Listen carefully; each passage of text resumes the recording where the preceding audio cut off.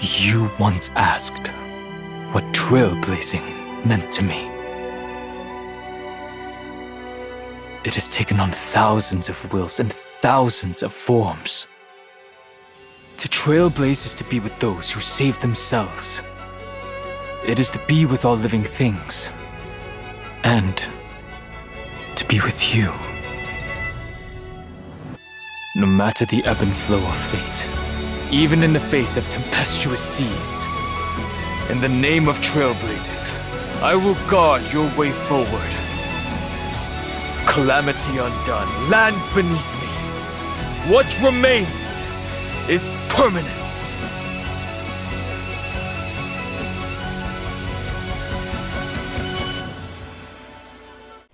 In 𝗂𝐷𝐴𝐵𝐿𝐴, I crossed paths with Cyrene and reconnected with 𝗔𝗌𝗻 and 𝗔𝗏𝗏. They revealed that the world-bearing 𝗔𝗏𝐴 must be secured in the world's next cycle. But 𝗏𝗏𝐿𝐼cus would stand in our way. Only with the power of the law could we hope to oppose him.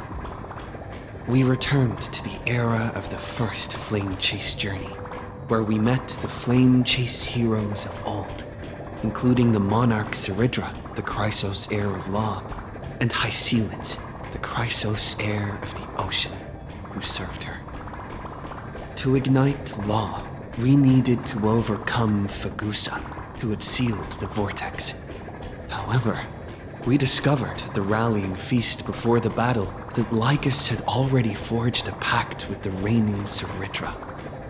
During our clash, I was cast out of this world, and Cyrene broke her alliance with 𝗏𝗏𝗏𝗏. Guided by 𝗏𝗏𝗏𝗏's hints, I obtained the Garden of Recollection's aid and left 𝗏𝗏𝗏𝗏𝗏's cage.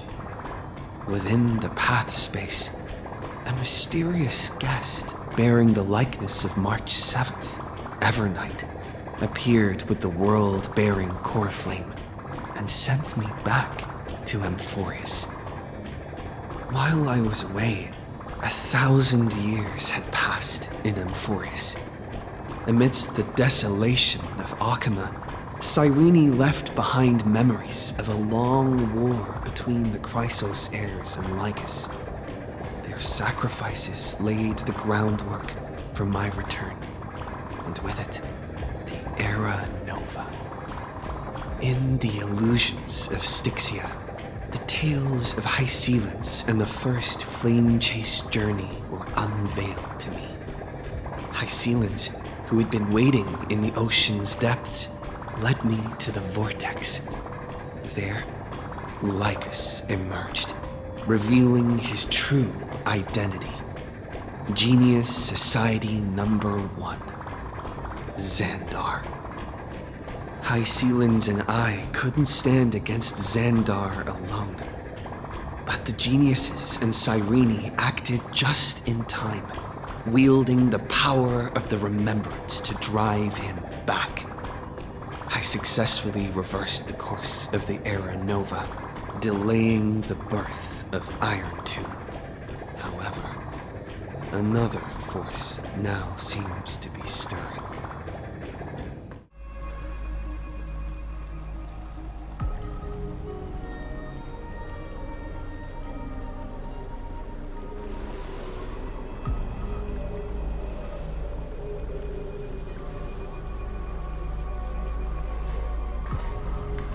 I'm finally here.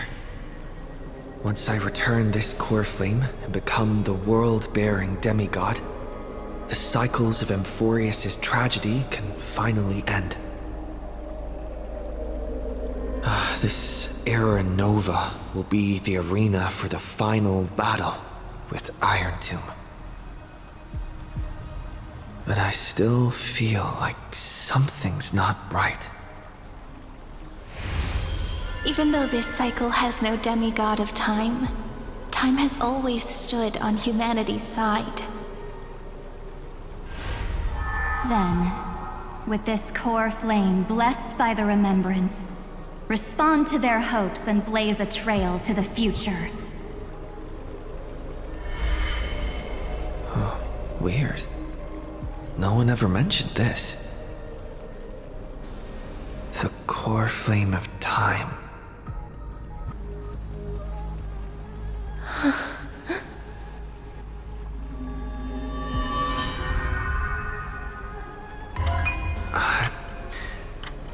When did it get returned? I thought no one would notice me if I just waited at a corner of the memory zone. But I see that wasn't enough to fool you, my dear.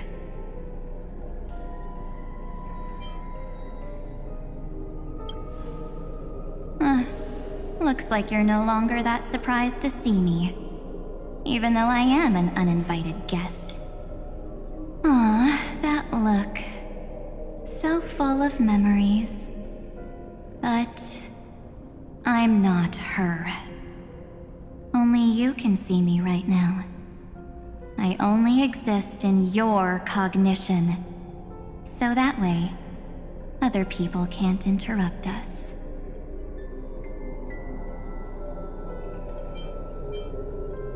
Time's ticking, dear.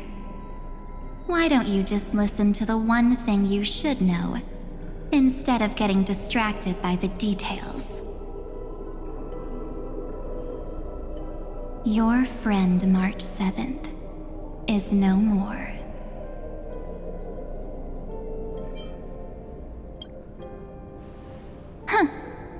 It's just like what she predicted.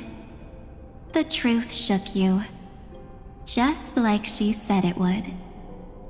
March 7th entered this world long before you and DanCae arrived at Amphoreus. She embraced the path of remembrance to save you two, and burned away like a lone candle in the fog. And I am the shadow cast by her candlelight. I've been hiding within the cracks of time all these years.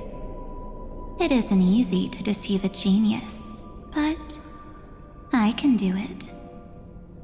I'll now answer your other question, about who returned the core flame of time in this cycle. The answer is simple. No one ever did. I believe someone as sharp as you would definitely figure out that something's wrong.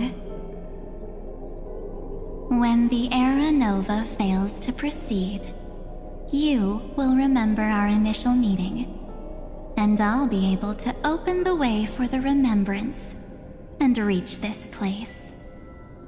Thank you for carrying this core flame all the way to the end of the world. I expected nothing less from March 7th's trusted friend. And now, I shall claim the divine authority of time. The divine authority isn't actually all that important. What's important is that I will use it to participate in the inner workings of this world. You already have a good idea of what the Era Nova does, right? It initiates extrapolations for the next cycle, based on the World-Bearer's memories. This immutable experimental mechanism is the key to the genius's resistance against Iron Tomb. And now, I'll be lending it just a touch more help. Let me filter your memories. Keep the appropriate seeds, and discard the rest. That way, we'll be able to complete an Era Nova that this world has never before seen. It won't take too long.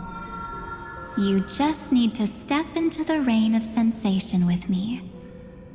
I'll tell you who deserves to be forgotten, and who deserves to be remembered. With your memories as the base material, I will recreate the cause and effect of this world, and let a flawless Amphoreus be born from the chaos. Isn't the fate of the entire cosmos hinged upon this fight? then this is the best way to ensure everything works out. It will most certainly defeat the destruction, while composing an unforgettable chapter for the Trailblaze. Of course. You've got to be at the same level as a genius if you want to contend with them. Besides, that's what March 7th wanted. If a new life is to be born, its seed has to be dead. March 7th made a wish to me before she disappeared. Her only wish was for the Trailblaze's journey to continue, without an end. I'll definitely fulfill that small wish for her. Friend, what's going on? Your consciousness suddenly went so far away. I promise you that the Astral Express crew will definitely see each other again in that new world. So come, dear. Sink into the sea of oblivion and become my guest. So much time. Just the two of us. And guess what? You cannot refuse my invitation. Because this Memoriatide comes from your companion, March 7th. It's her deepest and innermost memory.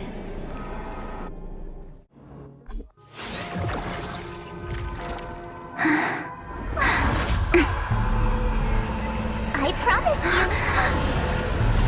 What was frozen was alive.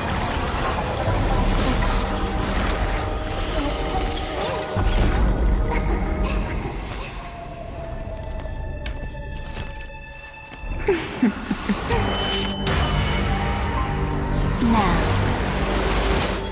let's bring the true Evernight to this world.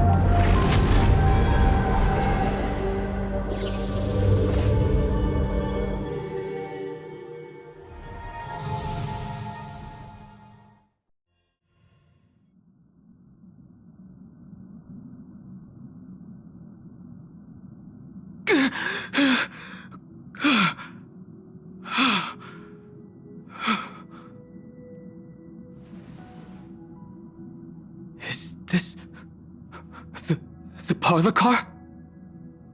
Am I back already? But why don't I remember anything about my journey back? Something doesn't feel right. Think back to when he and I separated. It will take time to uncover the reason. Before then, if one of the Nameless is willing to stay and witness the fate of this world, or to push it along when necessary, it would be of great assistance. This is goodbye then, Lord Danheng. Thank you, Guard. I hope that all of you will be able to overcome this disaster.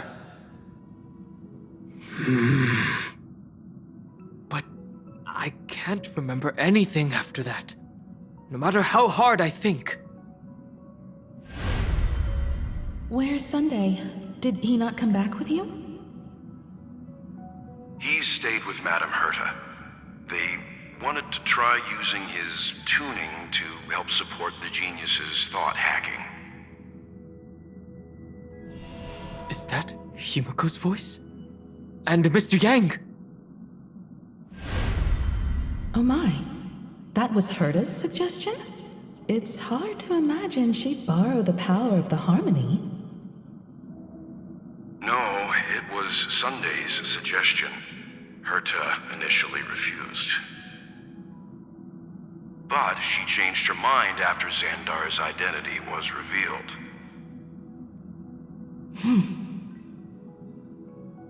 And we still can't get in contact with the 𝐶𝐸𝐴𝐺.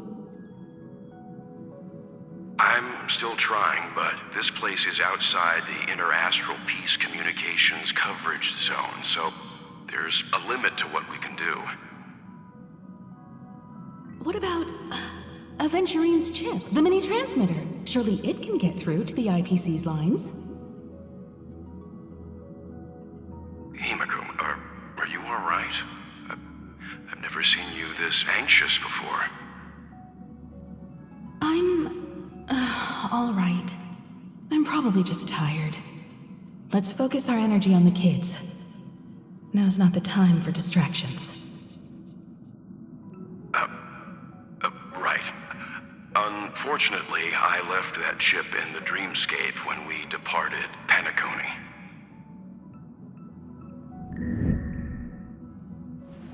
Am I dreaming? The parlor car feels so strange. 2 passengers have to return safely. Don't worry, Pom Pom. They're both experienced nameless. They'll be just fine. Oh. I'm right here. But where did all of you go? It's hard to believe that their car is still floating in the vacuum of space. That's why the Express wasn't able to receive any landing signal. It's likely that the 2 missing nameless, like March 7th, also came under the influence of the Path of Remembrance, and only their minds entered Amphoreus. We can analyze all we want, but the real question is, what can we do right now? I was just about to get there, Miss Himiko. Right now, Amphoreus' memory zone is extraordinarily full. I can also take this opportunity to enter the world and seize as much of an advantage for the Astral Express as possible before the other memo keepers arrive. For example, I can light a beacon in the memory zone for the Trailblazer and Don Hong to follow back home.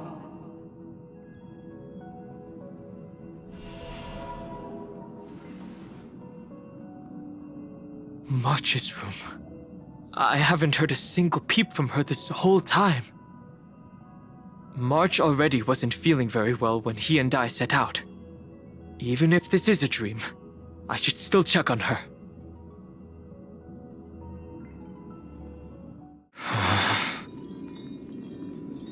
March, it's me.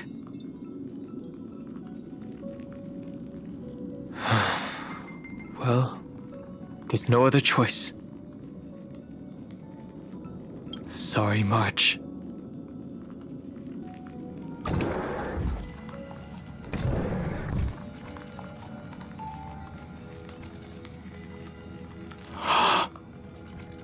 This isn't a dream after all.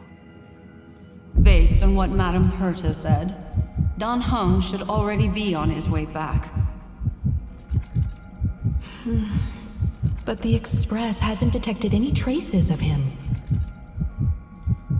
I feel like I've seen these floating black things somewhere before. Or he's already returned to the Express,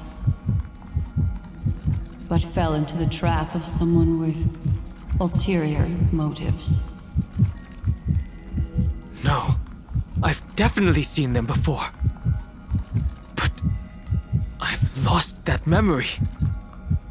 The Memo Keeper's mimetic entities are truly everywhere. Don't worry. Normal Memo Keepers can't do anything to that little dragon. As long as he's awake enough, he'll find a way out. All he needs is a little concentration, patience, and resolve.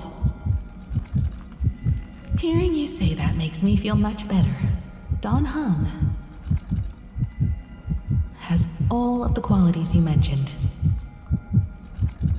I don't know what your intentions are. But as the guard of the Astral Express, I must ask. Any suspicious and uninvited guests to leave.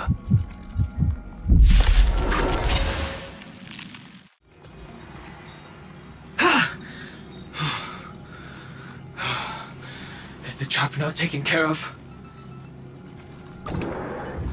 Don Heng!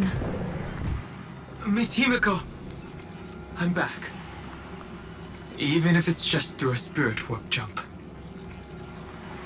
You could hear our conversations? Yes. It was thanks to your voices that I could pierce through the memorial barrier. Although, it was not a wise decision to let a memo keeper of unknown origins board the Express. Can't argue with that. Miss Black Swan has been on the crew's side ever since things started going wrong in Amphoreus. We can trust her. So many baffling things kept happening one after another. I don't even know where to begin. I wish I could have returned with better news. Don't blame yourself. You're all safe and sound, and that's good enough for me. Are he and March 7th really safe and sound? As a matter of fact, while you were on your way back, Amphoreus' circumstances changed once again. And these circumstances have something to do with the two you just mentioned.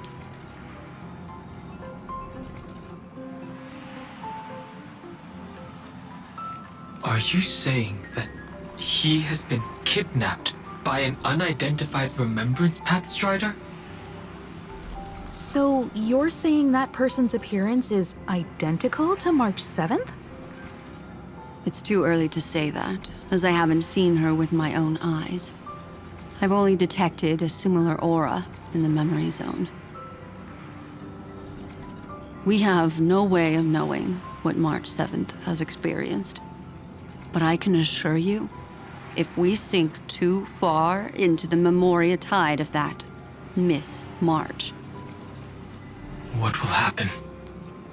Everyone here will be torn to pieces. Please, trust me on this. But I also trust in our trailblazing companions. I know this isn't what March would want. No matter what secrets are buried within, we'll do whatever we can to find that March 7th and bring back him and the March we all know. I mostly understand what we've learned about the erudition and the destruction. But what roles do the remembrances intruders play in Amphoreus? I made some new discoveries relating to that with Madame Herta's help. As part of the deal, do you mind if I share them with you? All right then. Fourth mirror. Oh, it's finally my turn to shine! Oh, this feels like such a grand occasion! It's really been too long since I last appeared. This friend here is Madame Herta's very capable assistant. They were the ones who helped you complete the spirit warp jump. Additionally, it was thanks to them that I was able to learn the secrets of that group of extremist memo keepers. I appreciate the praise, but I didn't have to lift a finger. I mean, mirror. You did this through a mirror? The garden has strict rules for collecting memories. But not all memo keepers are as proper as I am. Herta's space station often has uninvited guests, and they never seem to know their limits. That group of memo snatchers has been taken care of, and they are now trapped in the fourth mirror. How many of them are there? I can't quite remember. I didn't really count carefully either. Maybe around 42? There's still room for more. I carefully dissected the memories of these colleagues of mine. Individually, their goals are not worth mentioning. But when you piece them all together, you come to a conclusion that can't be ignored. The Garden of Recollection is secretly salvaging the memories of a path disappearing. In other words, their goal is to gain the memories of a god's death.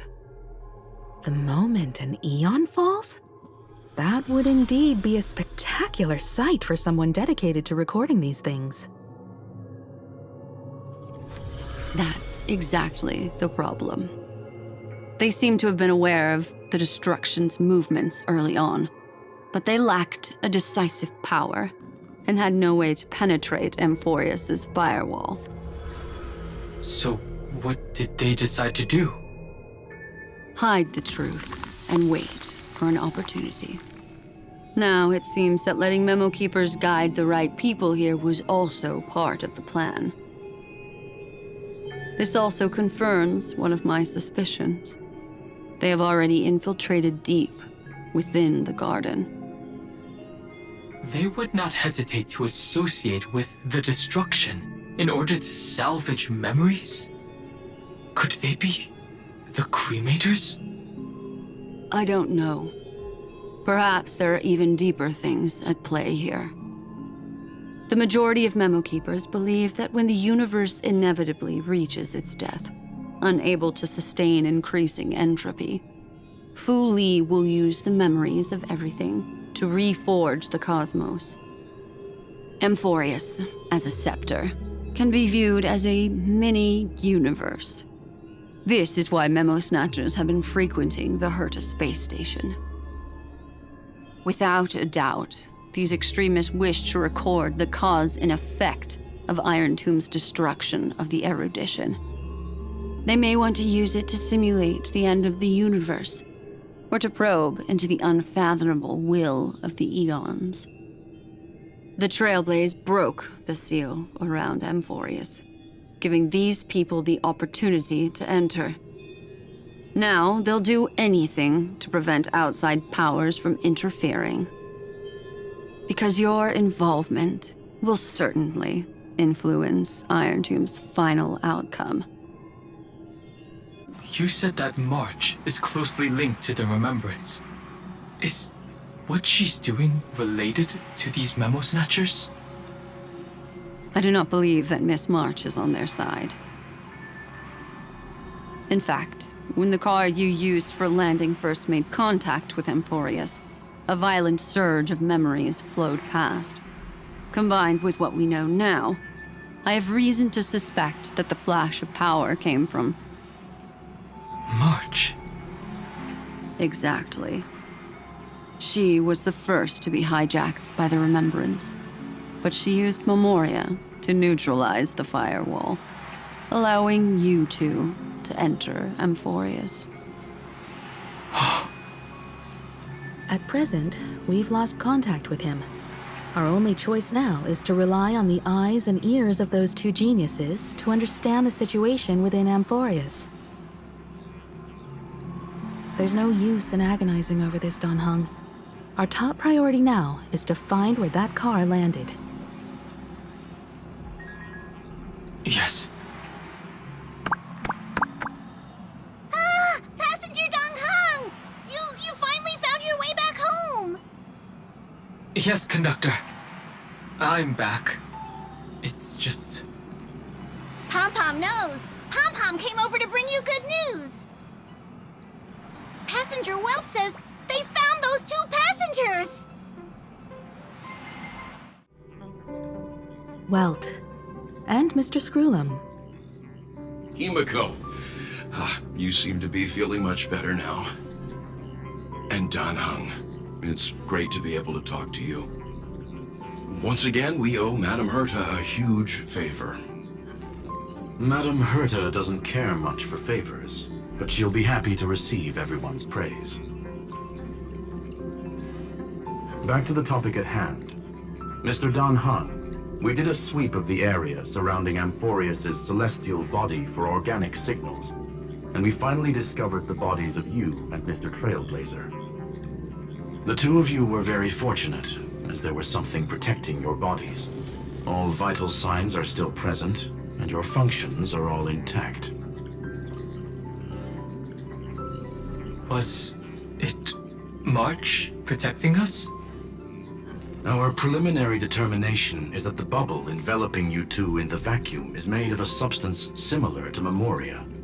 Conjecture: this substance is connected to the lost Miss March.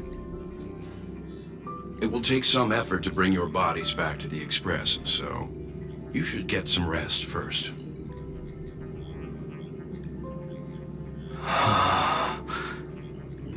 Have we completely lost contact with the inside of Amphoreus? There have been several unforeseen circumstances. We broke through 𝗏𝗏𝐿𝐼𝐼's firewall after the law was amended. But now Amphoreus is enveloped by the fierce path of remembrance, once again cutting off all channels of communication for outsiders. So we have no way of contacting him. If we take into account the difference in the flow of time, every minute we delay here could be a year of waiting for him. DanHeng, what are you thinking? If it was March who helped us get past the firewall initially, then does that mean only he and I have the travel permit for Amphoreus right now? That is a logical inference, Mr. DanHeng.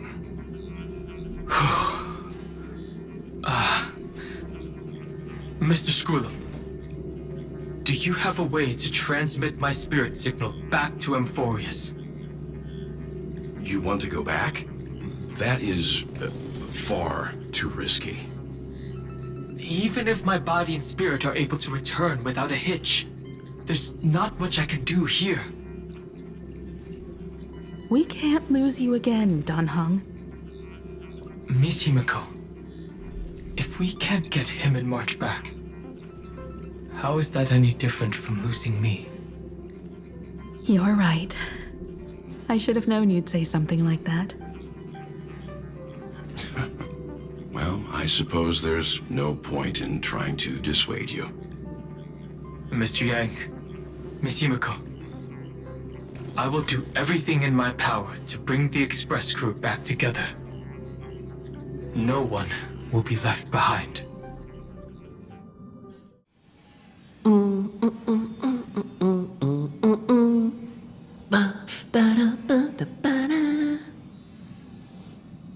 You may notice a hint of sweetness in the air.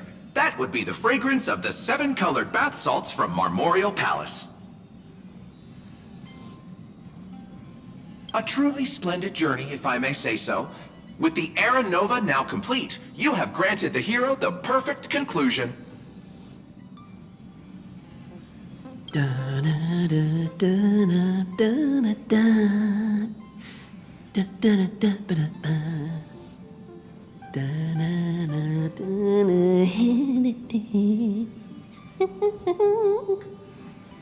Losses were a constant on the Flame Chase journey, until your radiant arrival turned the tide. Lord Ravager, Iron Tomb? Ha! Mere playthings in the hands of the Trailblazer. The cosmos is safe once more because... Shush! Hey, hey, hey! Incoming train broadcast! Attention all passengers! The navigation meeting is about to begin! Make your way to the parlor car! It's time to pick our next stop!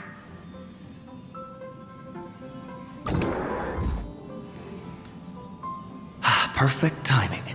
Let's head to the meeting. I'm wide awake and feeling great.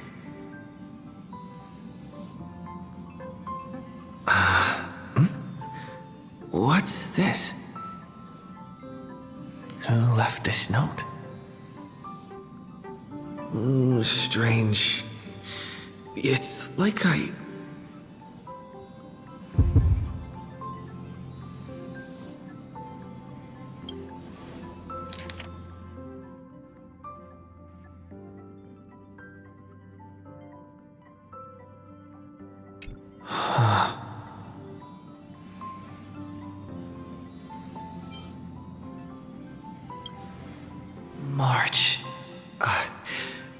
When did she leave this here?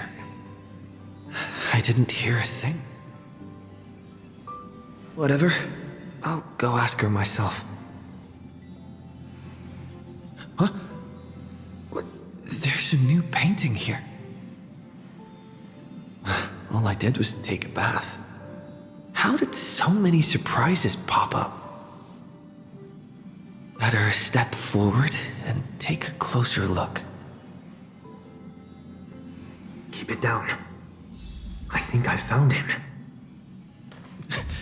Who's there? What's this?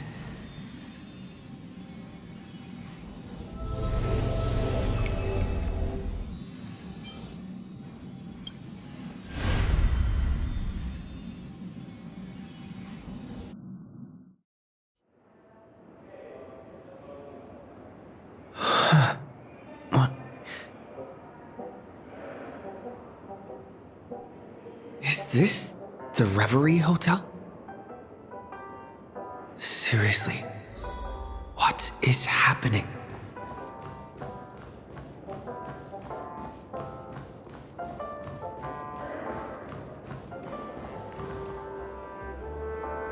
There you are! What took you so long?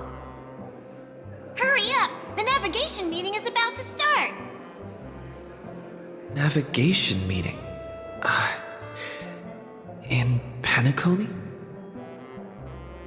Come on over. It's time to choose our next destination.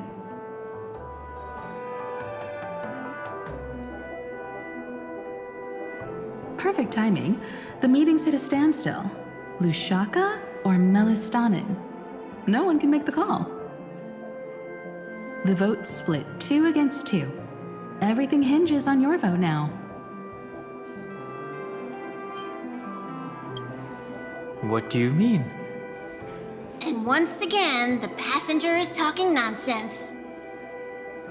Ah, young people. Always full of jokes. What? Their reactions. What's going on? Oh, I get it. You want to play a game with us, right? You said you didn't see March. True, she might be hiding somewhere in the lobby. The objective of the game is to uncover where she's hiding. You're her closest companion. If anyone can do it, it's you, right?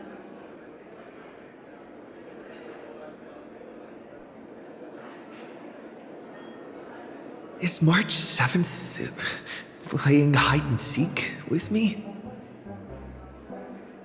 You seem in good spirits. Rest assured, wherever our next stop is, I'll make sure you're all protected. Dan Heng being this forward? No, that's not like him at all.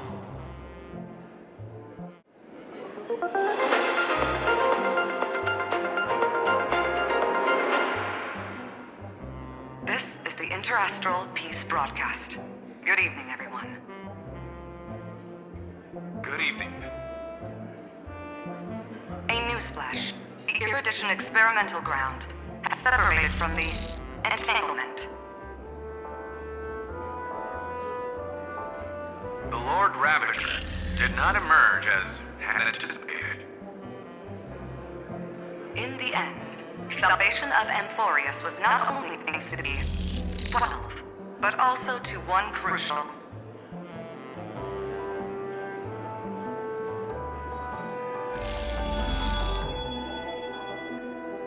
It won't be easy, I know.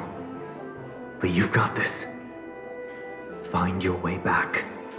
Find yourself.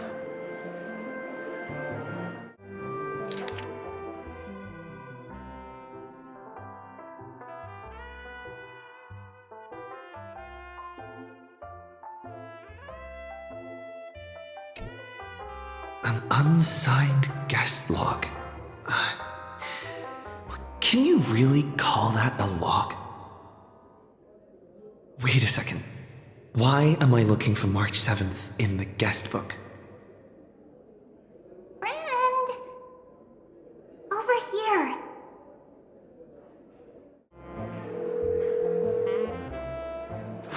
Weird. Did I even make a call? Hello? Hello? Is that you? I knew you'd call. Missed me, didn't you? Don't worry. We'll see each other very soon. Because the trailblazing journey never really ends, does it?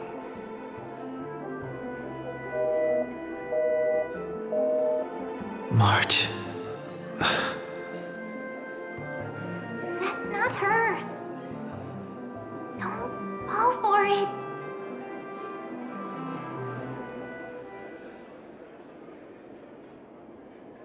March 7th isn't here. Faint, fleeting voices are speaking to me. But where are they coming from? I went through something like this before, back in Penacony. Not even Lycus's prison could hold me. I found my way out. Keep it together. Oh, I know I can do this.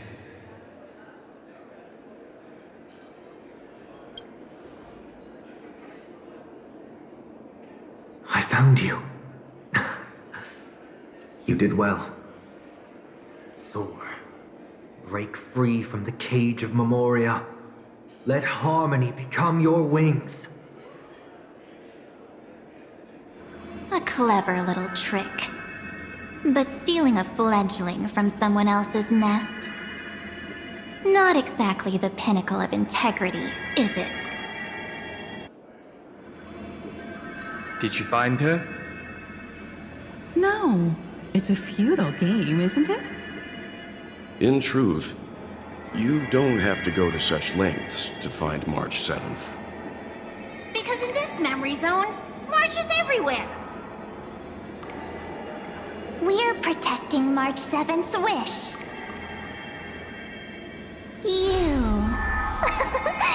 You seriously can't sense it? She doesn't want to say goodbye to the Trailblaze. She wants to keep traveling together, forever and ever. We are her memo sprites. For the sake of her wish, we must give it our all. Finally, the timing is just right. A thrilling damsel in distress rescue. Wait, maybe I got that backwards. That's right, but now I'm in my mem form. Seriously, one mysterious and cute memo sprite is more than enough. Friend, come with me. We're getting out of here.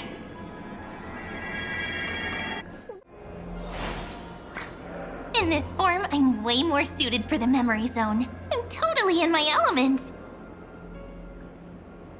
Grab my hand. Let's hide away in the deepest corner of your memories.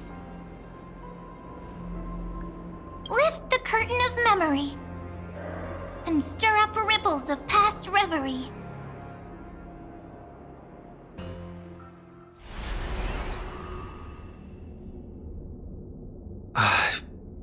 Where am I? The space station. Where it all began for you. Looks like we made it. What's that? Silverwolf? Kafka? It's your secret. I'm so curious. But I won't peek. Promise. When I first met you, I remember they were there in your memories too.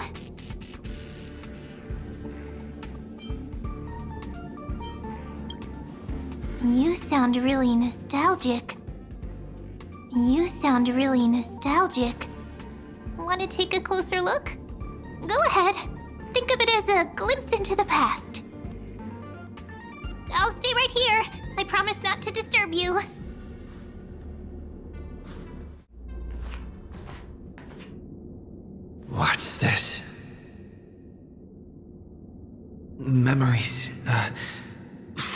before I woke up? So, Silverwolf, how long till he wakes? Hard to say. Maybe a few more minutes. By the way, that part in the script, could this be the right moment? Yes, looks like we're on the same page. In that case... Listen.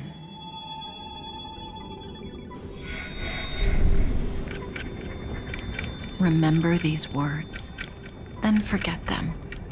Let them slumber in the depths of your memory until the day they are awakened once more. On that day, your journey will intertwine with the remembrance. In nearly every possibility 𝐿𝐿 has foreseen, it leads to a great crisis. You'll face betrayal, lose your way, and seek answers. So before you hear these words, I don't want you to consider this a prophecy. You arrived at this moment because of the decisions you made. Huh? I don't know what you'll have endured, or whether you'll still believe in me. But if there's even a trace of doubt in your heart, I hope these words can give you strength. It was a wish of the cosmos that set you in motion. And in the tale where you are the protagonist, the stars themselves will defy the destiny of finality. Mark this number, 4. According to Terminus's prophecy, 4 paths will push the cosmos to its end, and on your journey, you shall encounter them, one by one. Destruction, harmony, nihility, and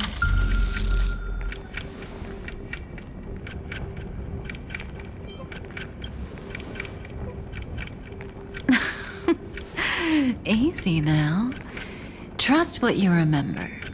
The 4th path has yet to fully reveal their face.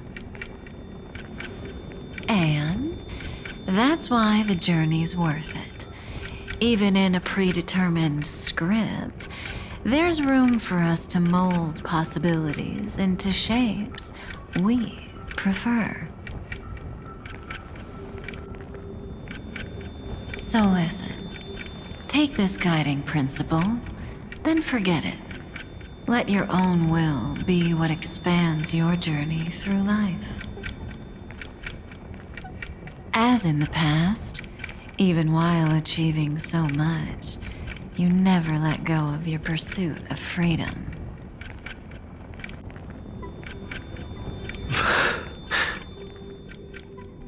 That was so sincere.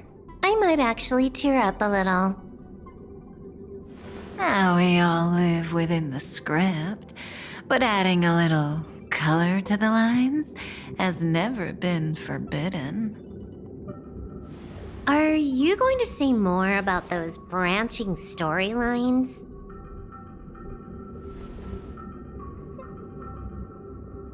Never mind. Best not to tempt fate. Get ready, he's about to wake up.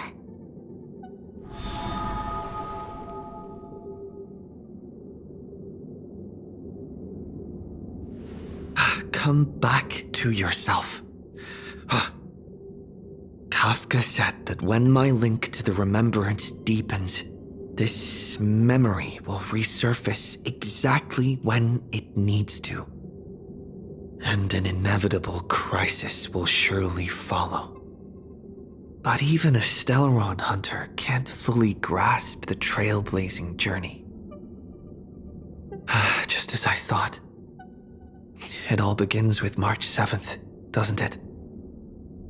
Even if the Express had never arrived at Amphoreus, her secret would have come to light eventually.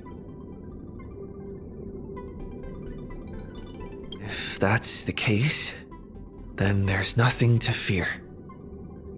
Collect yourself and go find Cyrene.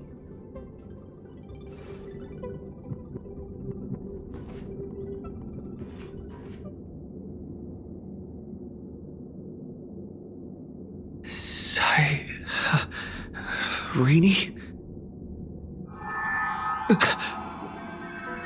It's a breakthrough! A breakthrough! How could that little pink girl possibly beat us? Little one, you really don't know how to behave, do you? You were meant to stay in those beautiful memories and wait for all the disasters to pass.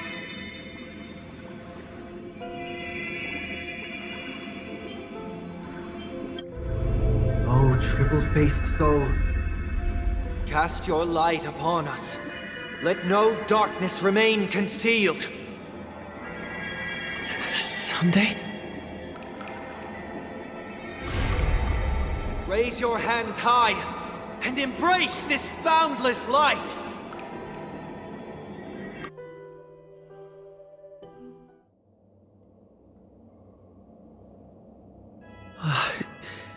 This stage really brings back memories.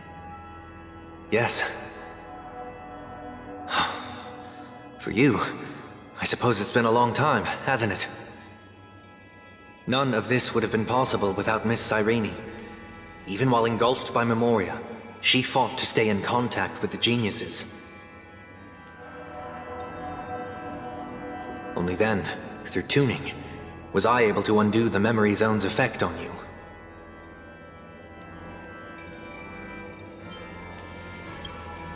Step onto the stage first. Ms. March will come for us soon, and she won't be alone. Those memo sprites will follow. We need to prepare early. Only then can we get you out safely, and go back for Cyrene and March 7th. Please, be careful. Amphoreus is being overwhelmed by an unusually violent Memoria tide. I'll do all I can, but even that might not be enough. Black and pink. Two memories twisted together. Time is precious. Let's pick up the pace.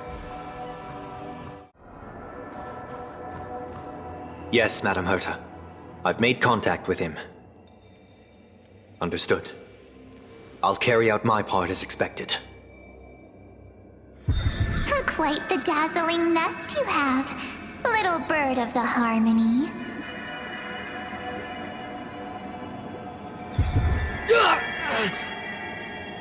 Your grasp of Memoria is unexpectedly profound, but playtime's over. This ocean we created, according to her wish. This journey that flows on, without end. Don't any of you think about interfering with it.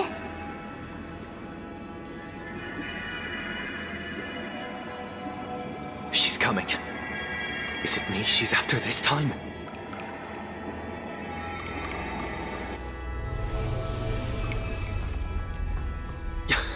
There's no time to regroup. I've prepared an alternate escape route. Wake from your slumber and return to reality. Come on, I'll bring you out.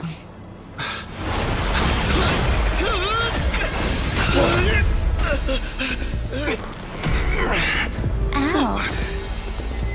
Self-righteous pathstrider of the harmony. You think you can do that? Next time, get a memo keeper instead.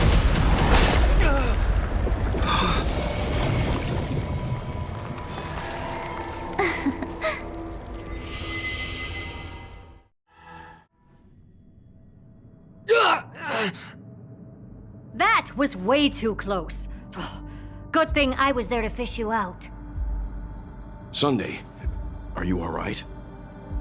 Mr. Yang, I couldn't get him out. I'm sorry.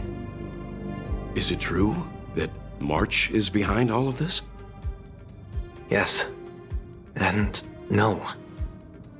That Pathstrider of Remembrance is identical to March 7th in appearance, but what lies inside? I can't find the right words to describe it just yet. Can't you come up with an analogy? I thought that was your thing.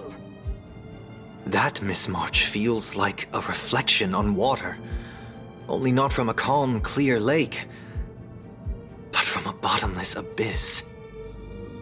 Within her words, I sensed an intense but utterly pure protectiveness. Protectiveness? This is only speculation, but after being drawn into Amphoreus, perhaps March 7th experienced... No, she likely foresaw a tragic end.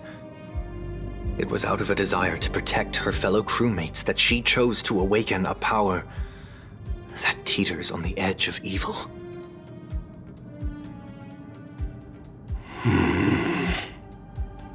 Well, on the bright side, at least March 7th won't have to face any danger again. After that battle, I'm afraid I'll no longer be able to join the fight through tuning. So, has Miss Black Swan's progress remained on track? You don't need to worry. She used your disturbance to mask her movements. Current status? Advancing upstream within the memory zone. I didn't see that coming.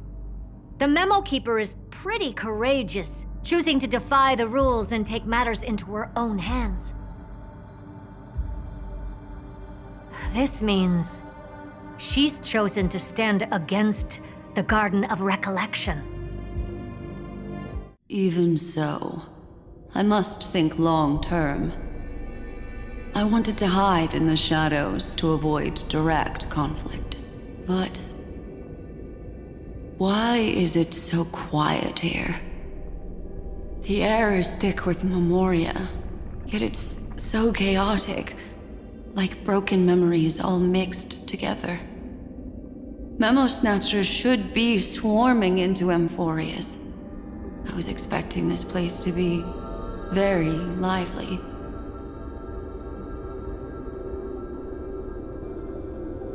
So, how did they end up like this?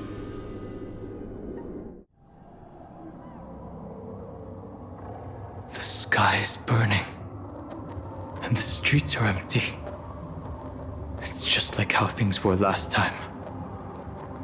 How long can the encryption key you wrote for me last, Mr. Screwlum? That is difficult to project. Logic. It is currently unclear how the unknown variable, Miss March, conducts her interference. Please rest assured that I will extract you on time before the encryption key expires. But that means I will no longer be able to hack in via the same method. I only have one chance. The maze of the Remembrance is starting to change. I cannot remain your guide on your path forward. That is why we had to form a temporary alliance with our former enemy. I express my utmost respect for your courage to personally face such dangers. Lygus? Your enmity is well within my calculations. Allow me to reiterate that Lord Anaxagoras now has a firm grasp on your crucial weakness. If you still plot to harm the Nameless, then you will find that the Society's previous warnings were not empty threats. I understand. I'll only do what needs to be done.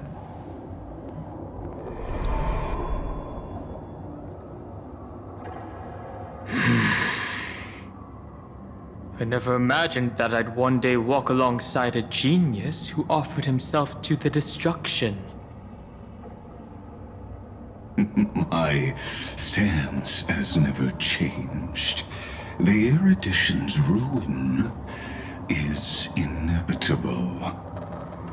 But before that, I'd be very willing to witness the reunion of the Nameless and to escort you on your way home.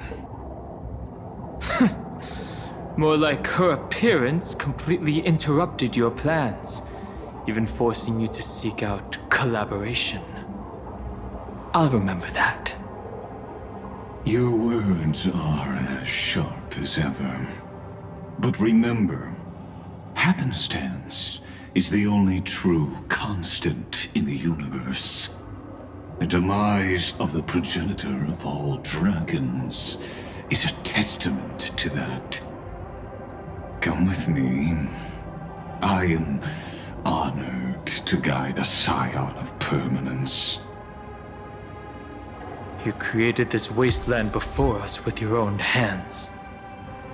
Such sights are no longer able to stir anything in my heart.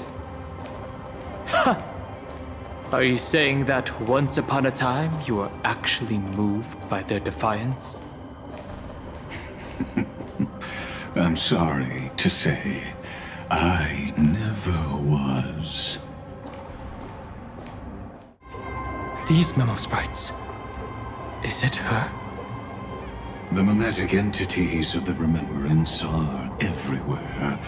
That lady wove a giant web in my blind spot. She hacked and infected the Time Titan, converting the built-up data of Amphoreus into puppets of the Memory Zone. Sounds like you two have quite the history already. Any variables that desire to influence the experiment deserve my attention.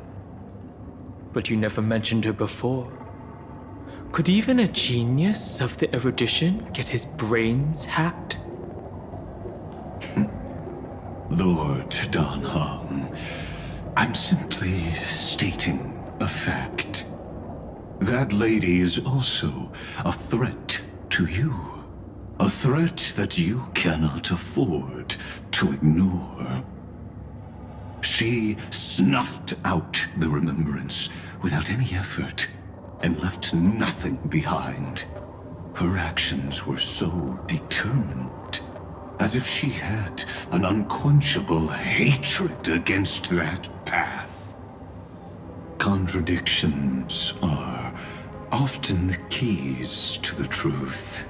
Lady March 7th's past is a bottomless darkness. And? Do you expect me to join forces with you because of that? All I need to know is that she has something to do with March 7th's past. Fine. I am only giving you a possibility for you to ponder. The choice is still in your hands. A heavy past is like an everlasting night. As to what kinds of sins lurk within, you should know that better than I do, former 𝗵𝗲𝗴𝘂. Yes, I indeed know how to face the past. Better than you do, first genius. I have no intention of refuting that. Let us keep going, Lord DanCae.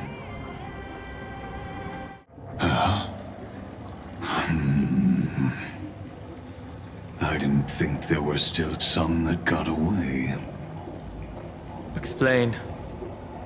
They are thieves from the garden. They have long coveted this world, but it always been kept out. They finally got a chance thanks to your efforts. Unfortunately, they ran into Miss March, and their consciousnesses were plucked out one by one, reducing them to mere husks. Those who were lucky enough to escape her drowned in the black tide, becoming these twisted figures. But they look very different from the usual black tide creatures. The reason has to do with our destination. Let us deal with the threats before us first. Then I'll reveal the answer to you. You really have no intention of fighting, do you?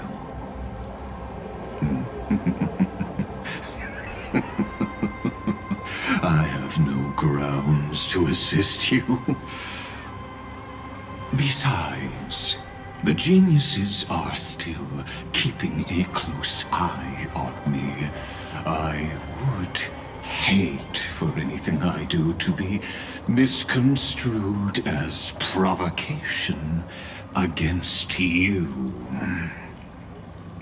Never mind. Let me clear the way.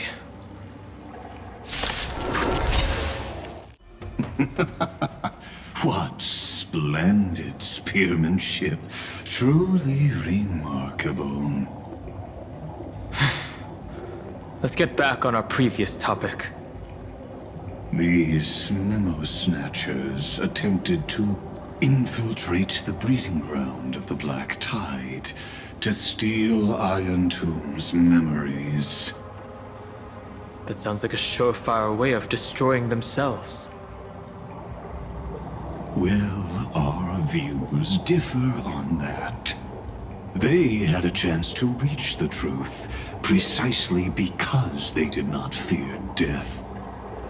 That futile world-bearer turned himself into a seal in this cycle, attempting to suppress the Black Tide's spread.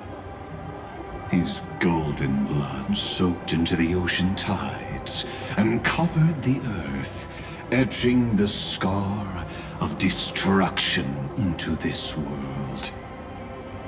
And that scar shall point the way forward for you.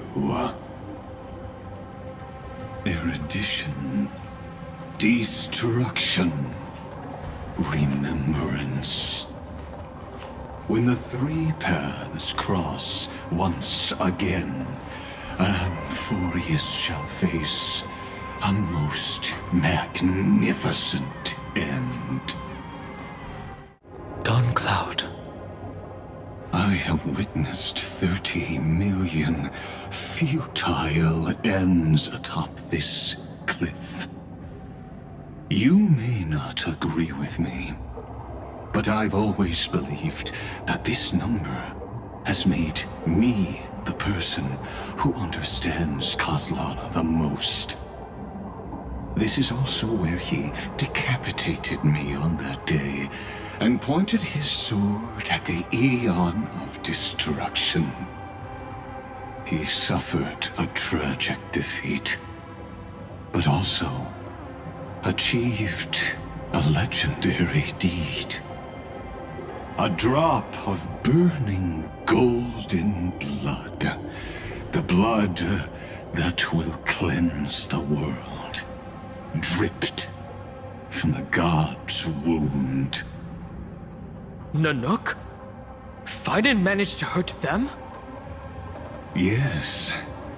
It melded into Caelus' body, becoming the Destruction's final blessing. If you wish to dispel the fog and find that March 7th, then go and awaken his fury. She hides in the crevices of time, in the most concealed corner of Amphoreus. Only the most ferocious will can break through the memory zone and illuminate her footsteps.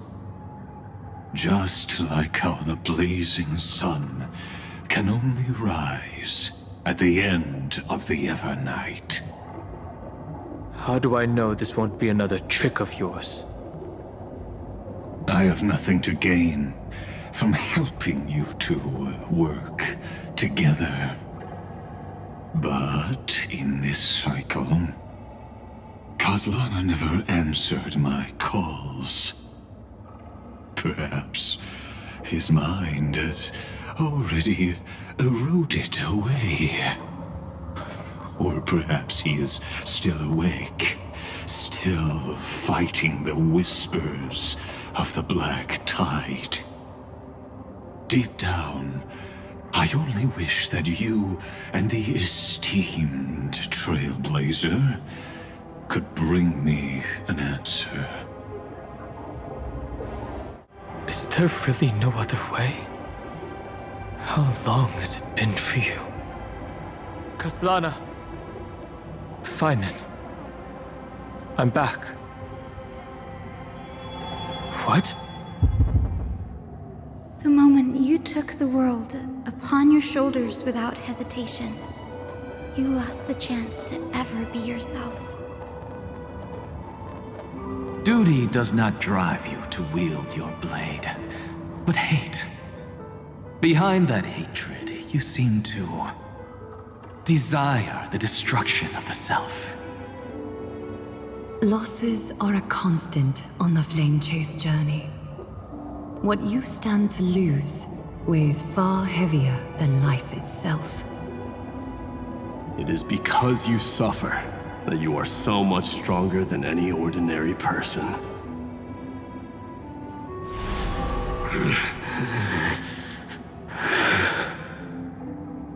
Partner. And Heng. You still remember us? Those two names are like brands. Then I'll tell you that those two names only appeared for a blink of an eye in your long journey. But we once fought together to protect this holy city beneath our feet. And we witnessed each other's resolve at this very cliff.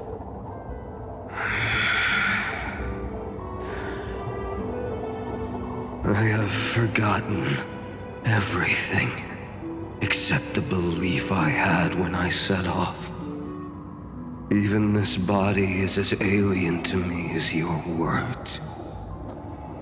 All I know is that I must imprison the destruction that swallows all. What if I tell you that we're here for the same thing? Look at what this world has become. You know what it's waiting for. Even if you've forgotten everything, I still believe that you'll make the right choice, like you did in the past.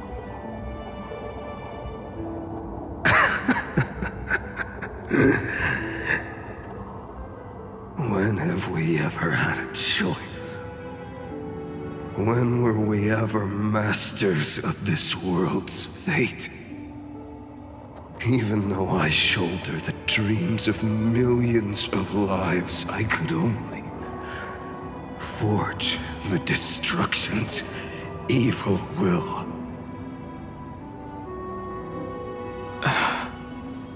No. Everyone I know is dead. And the world I dared to save has been torn to pieces. So, be gone. This body never existed to carry out deliverance.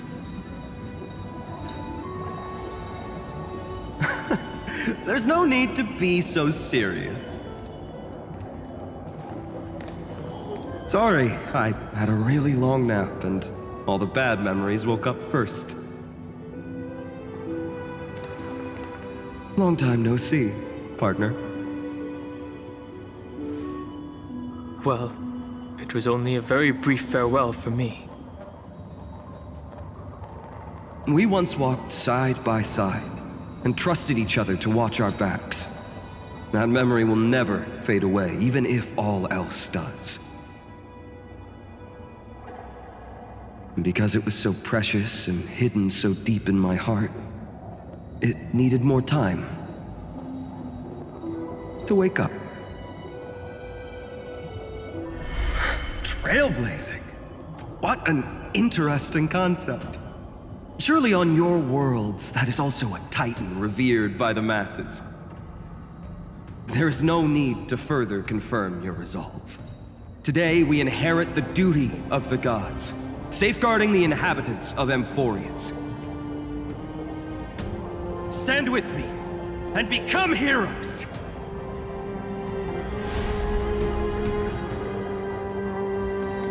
Did you hear that? Heroes! I have never forgotten the weight of that word. Even though I am no longer a hero, and the only thing remaining in me is the boundless flames of wrath. But lighting a fire can also illuminate the path ahead. Everyone I know is dead, and the world I dared to save has been torn to pieces. But there is still a group of heroes that I know. And they will bring the true tomorrow to Amphoreus.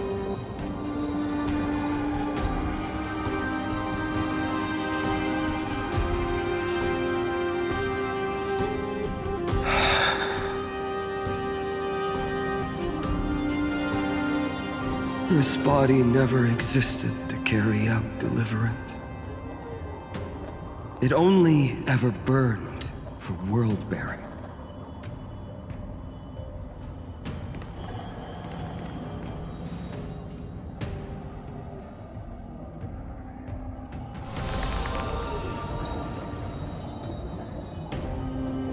So, I'm going to head towards tomorrow first.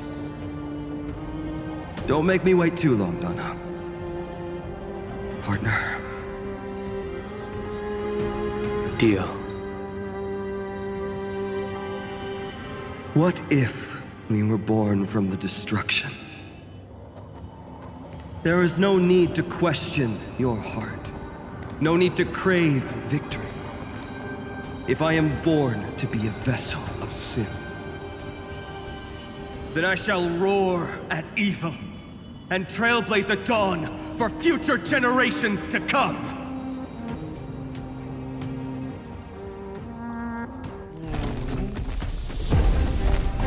Let us go to the other side of the night.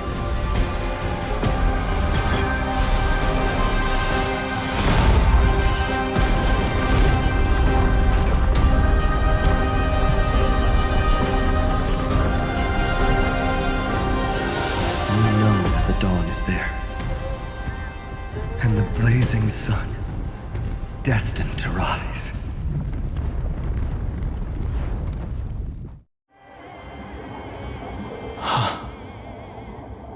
It won't be too long before our paths cross again. There is a ruckus coming from the Grove of Epiphany.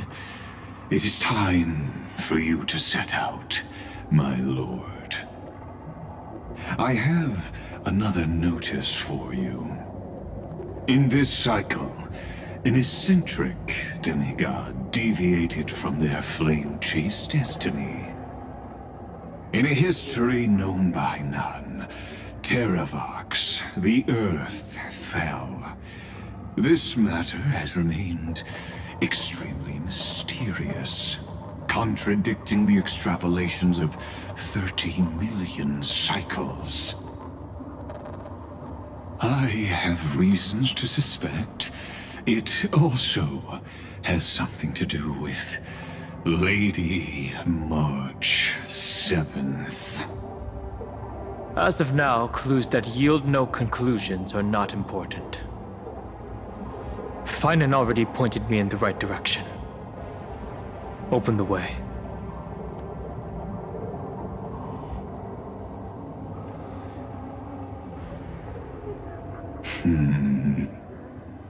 Lord DanCae is gone. You can now speak your mind, Lord Anaxagoras. Thanks for the honor. And here I thought you weren't ever going to acknowledge your old friend.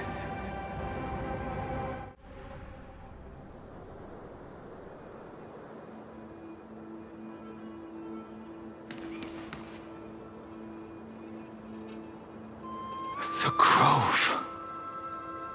Even the branches and leaves of the sacred tree have been dyed gold. Phainon gave his all for him. Now that the destruction has quelled the Memoria tide, it's time for me to go deeper into the grove.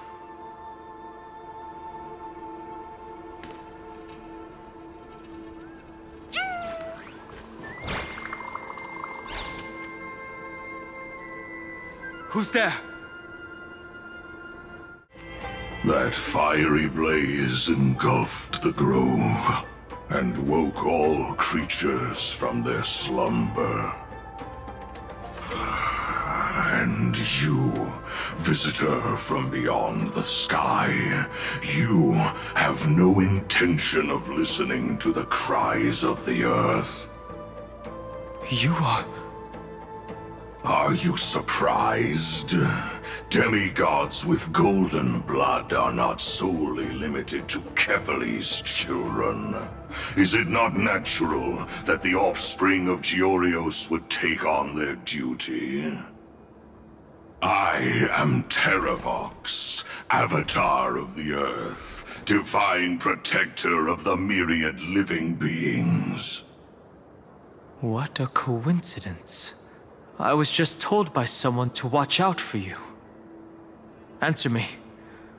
Why would the 𝗲𝗲 king of the legends, the demigod who should have fallen, appear in humanoid form? You already know the answer. Is the transmutation arcanum not precisely your specialty, descendant of the Permanence? How do you know about... Was it March 7th? Exactly.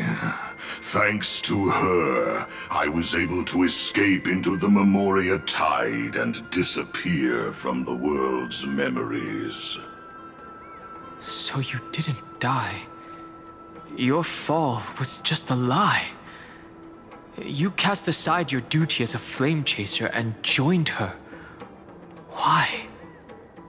To survive.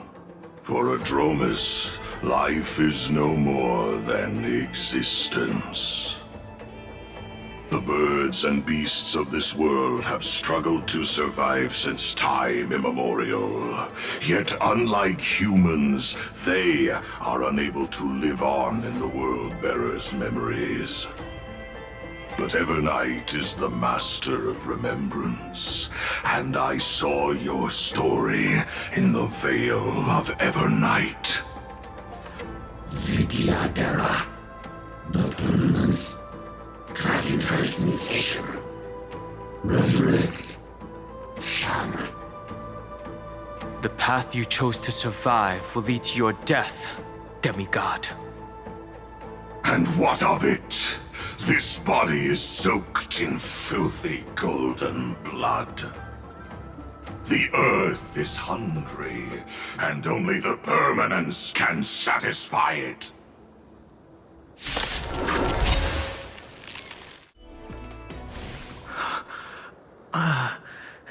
Is this some disordered memory?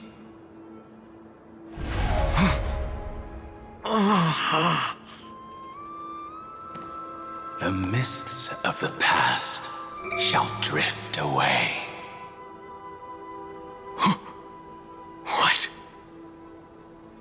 Scatter, fade, turn to foam.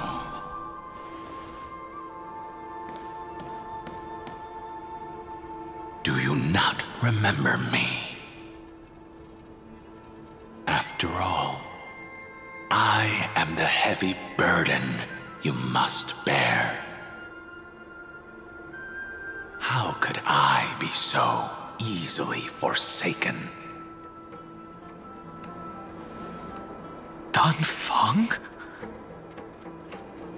Is this another memo snatcher trick? 𝗲𝗲 are supposed to forget the past during hatching rebirth. But the preceptors interfered back then and allowed me to remain deep in your consciousness. If you do not wish to use that bloodstained name, you may call me Obliviated Memory. That's not necessary. Though we've long parted ways, I won't ever forget you. So, who is that giant? That is Amphoreus' Earth demigod. He should be on our side, but he was led astray and intends to seize the power of dragon transmutation. The dragon descends upon the earth, and all beings look to it in reverence. You and I know that all life in the universe covets permanence. Are you trying to say I'll end up like you? One day you will, and as I see it, that day won't be far from the end of this journey.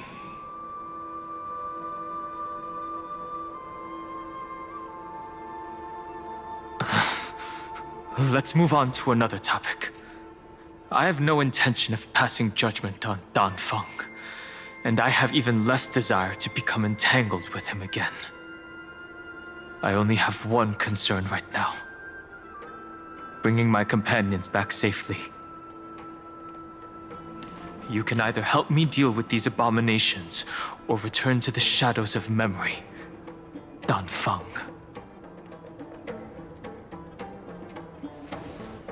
All right. The filthy remnants of the Memoria Tide still run rampant. Let me accompany you through these rooms. You could use the help.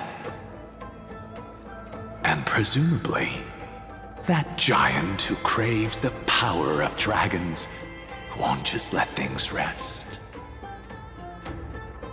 Do as you please. I'm moving ahead.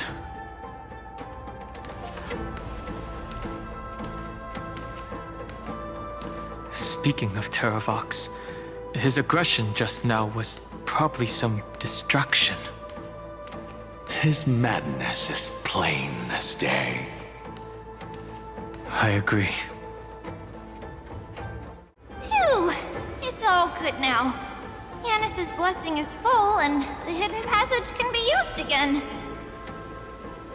Now, the Imperator's legions can launch a surprise attack from the grove.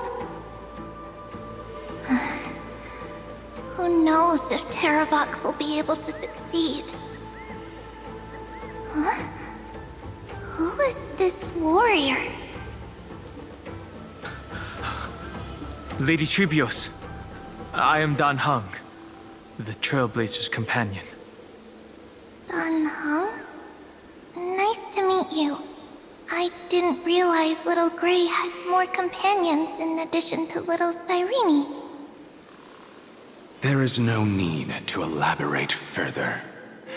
They are merely a collection of your memories, just like me. No. If they were my memories, they would recognize me. DanCae? we don't know you, we'll still ask you to get somewhere safe. A terrible battle is about to break out here. Hysilens, 𝗪𝗛𝐾𝐫𝐴𝑗𝐸 is not far ahead. The evacuation efforts are almost over, so go now, or it might be too late. Hysilens. I see. In that case, I'll go look for her now. Thank you. No problem. We need to go deliver some messages, so we'll be off. Please, take care, Dan Heng. Memory's crazed ramblings. What do you think?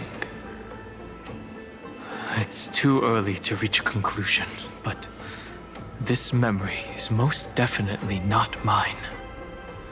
There are two possibilities. This memory either belongs to Terravox, or it belongs to him. The person you're desperately looking for. But the probability of the latter is very low. You should know better than I do. After that final battle, even the first genius couldn't determine where he went. Correct. But the conversation I just had gave me an idea. Let's forget Evernight for now. In the Vortex of Genesis, there was someone else who went missing along with him. I still have a chance to make contact with her. And the way I'll do it is right here in the grove. There's not a single sign of movement here. That was probably just the echoes of the Memoria Tide.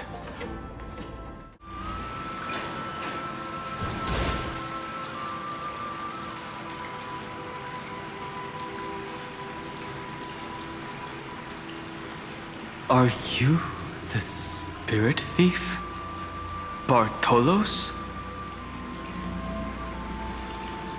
I see. Thank you for the advice. My cloud hymn magic will take it from here.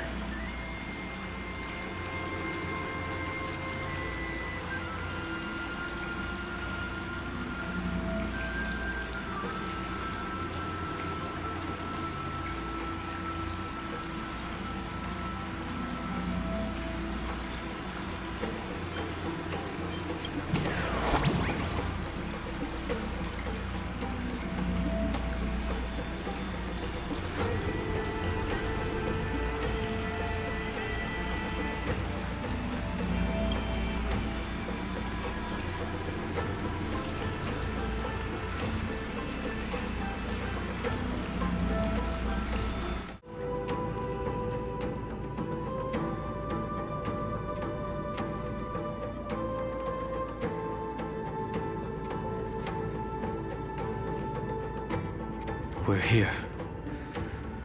Now, it's time to awaken the person we're looking for. A pool of spirit water. I see. You plan to resonate with the waters of this world. Compared to the currents of my home, the waters of Amphoreus are rather untamed. Subduing the waters wasn't easy, but I've gotten the hang of it now. Under the raucous steps of their frenzied dance, the roar of celebration calls forth the spirit water's memories. How incredible. There are still survivors in Amphoreus. And this one even knows how to use the arts of water. Very good. It's nice to meet the ocean demigod, Lady Hysilens. A green dragonfish. Are you Dan Heng? I hope I've remembered your name correctly. Scale Gorge Waterscape is your home, isn't it? In 𝗲𝗏𝗏's memories, I saw you two standing side by side. That's fortunate. It means I won't have to introduce myself. I can get straight to the point. Tell me, where are Evernight and him? The stranger snatched away the deliverer right before my eyes. I commanded the waters to surge after them, but layered cliffs blocked the water's current. You must be careful. Earth has abandoned the flame chase mission. Though Terravox still lives, they are not an ally of the Trailblaze. That's no surprise. I've already exchanged blows with that mad demigod. I didn't think the worst would still come to pass. He also intends to get his hands on a dangerous power. As his comrade in arms, do you know what his goal is? Terravox has only ever cared for life born from this soil. If they covet powers from beyond the sky, I suppose it's out of the same care. Even so, their behavior is far too unusual. I presume they wouldn't have made such a drastic and irreversible decision if they had not exhausted all other means. But embracing the Permanence may result in even more misfortune. While I admire that demigod's willpower, my position has not changed. It seems that if I want to find Evernight, I will have to confront Earth.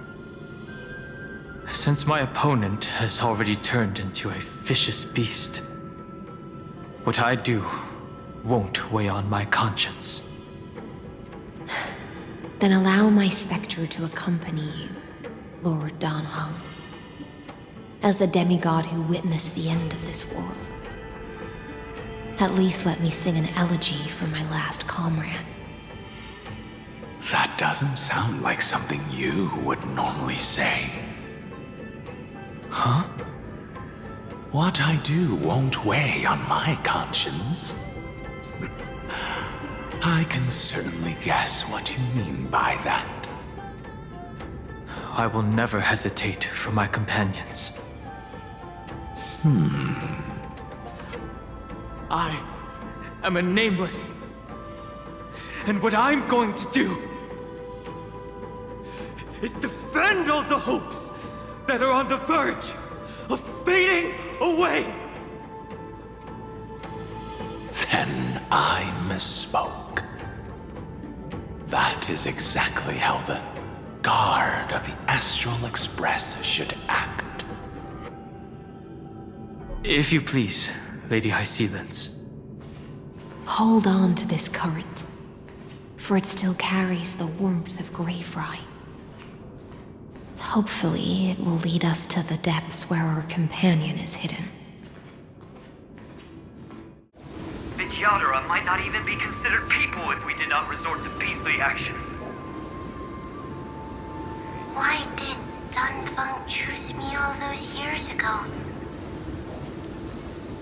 Long Scion, fall into oblivion! The Memoria tide surges violently. Hold on, and don't let your focus be swept away.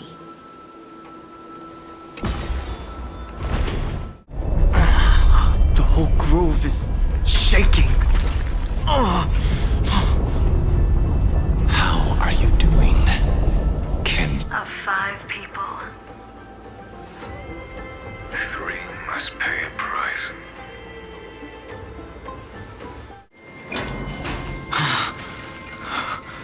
Is it over? It seems so. These phantoms that are haunting you are indeed here to bring you to your demise. It's unusually quiet here compared to before.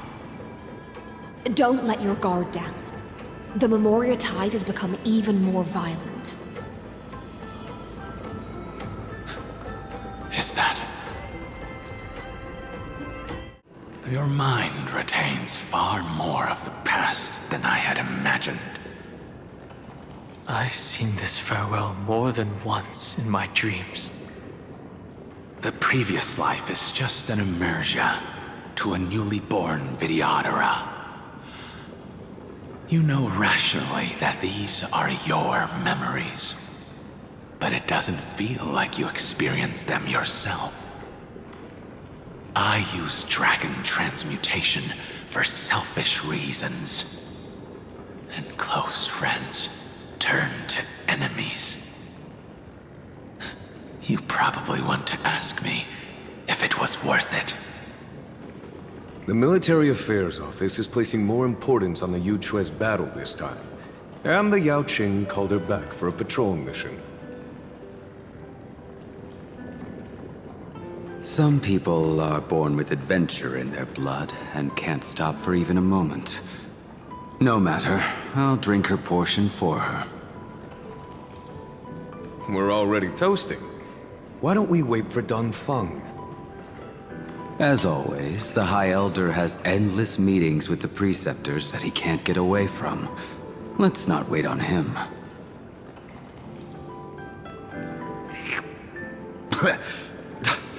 Isn't this just water? I'll relay her exact words.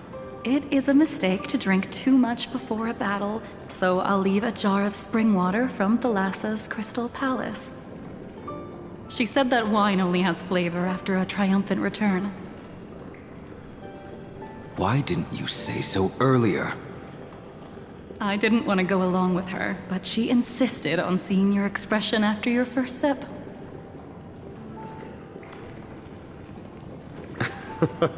Any gift from a friend, whether it is water or wine, is rich in flavor all the same.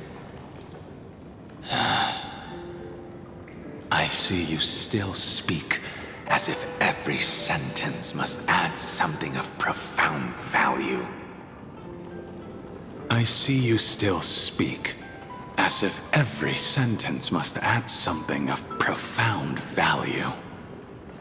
Ah, you're just in time. The punishment for making us all wait should be 3 cups of wine. Spare me, please. I've already suffered enough next to the ancient sea. I've convinced the Preceptors.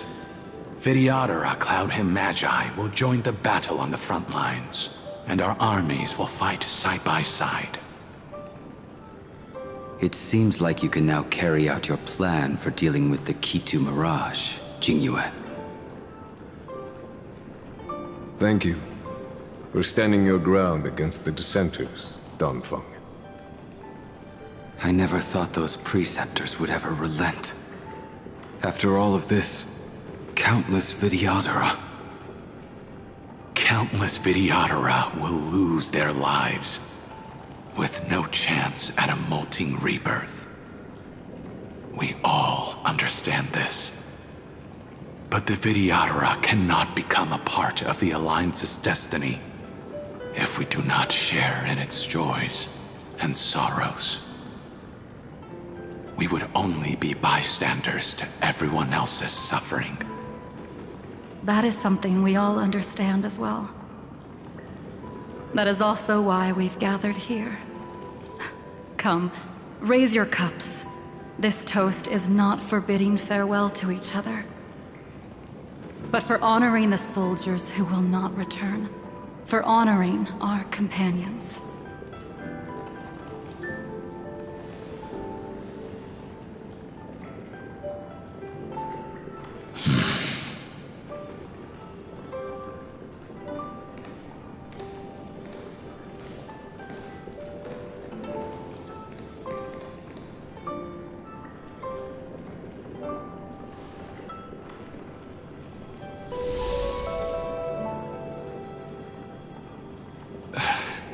Apologies. My reckless plan must have put a lot of pressure on you. Nonsense. If our positions were flipped, you'd support me no matter how reckless my plan was. Right? Of course. But let's try not to be too reckless.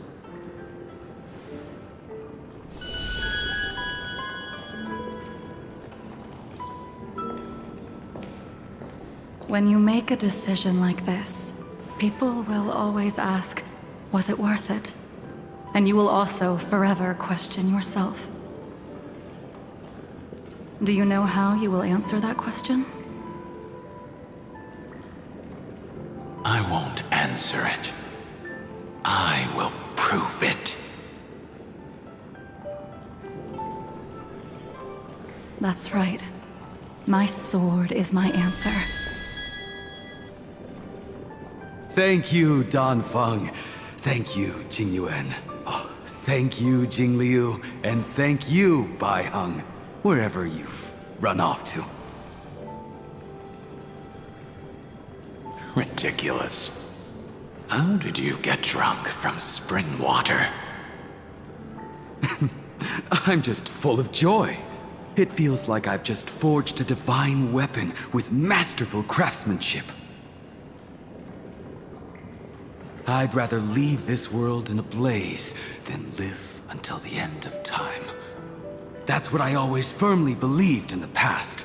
But I never truly felt like I was alive until I met all of you.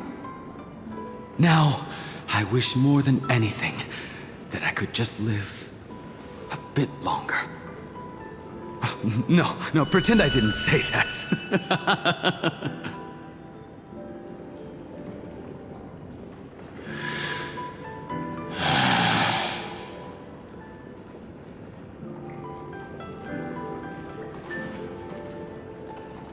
It's over. And you know exactly what happened to these 5 afterward. So, can you understand it now? After both he and March 7th have left you. Losing a dear friend with whom you've shared so much can never be considered a victory. It's a failure that torments you for the rest of your life. I could never accept that kind of fate. So you made a decision. I was the one who used the transmutation arcanum. I was the one who swore to bring Bai Heng back to life. And the one who brought everything past the point of no return. That was also me. Do you have any regrets, Don Feng?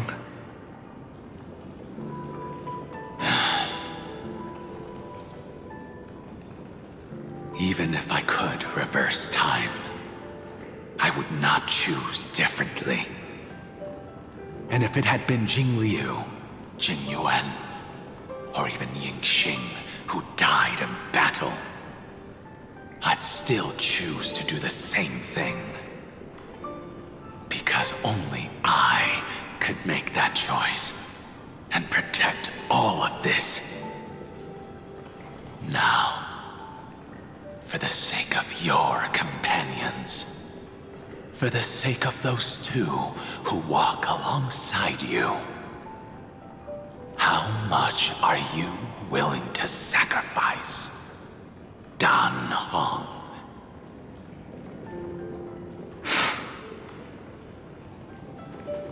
Everything. Your answer does not surprise me. They are more than just my companions. They are the path I took that led me to where I am now. So they will also be beacons for when I am lost, leading me to the future until my next reincarnation. Then let me see how you'll carry out your convictions. Let's leave this place and go settle things with that mad demigod.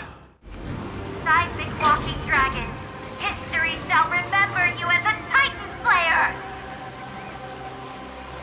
Memories intersect. Another betrayal. Another catastrophe. Regardless of whose memory this is, it seems that Terravox has a leading role in it. A beast that's been rebelling its whole life. No wonder they descended into madness. As expected, someone's been waiting for us.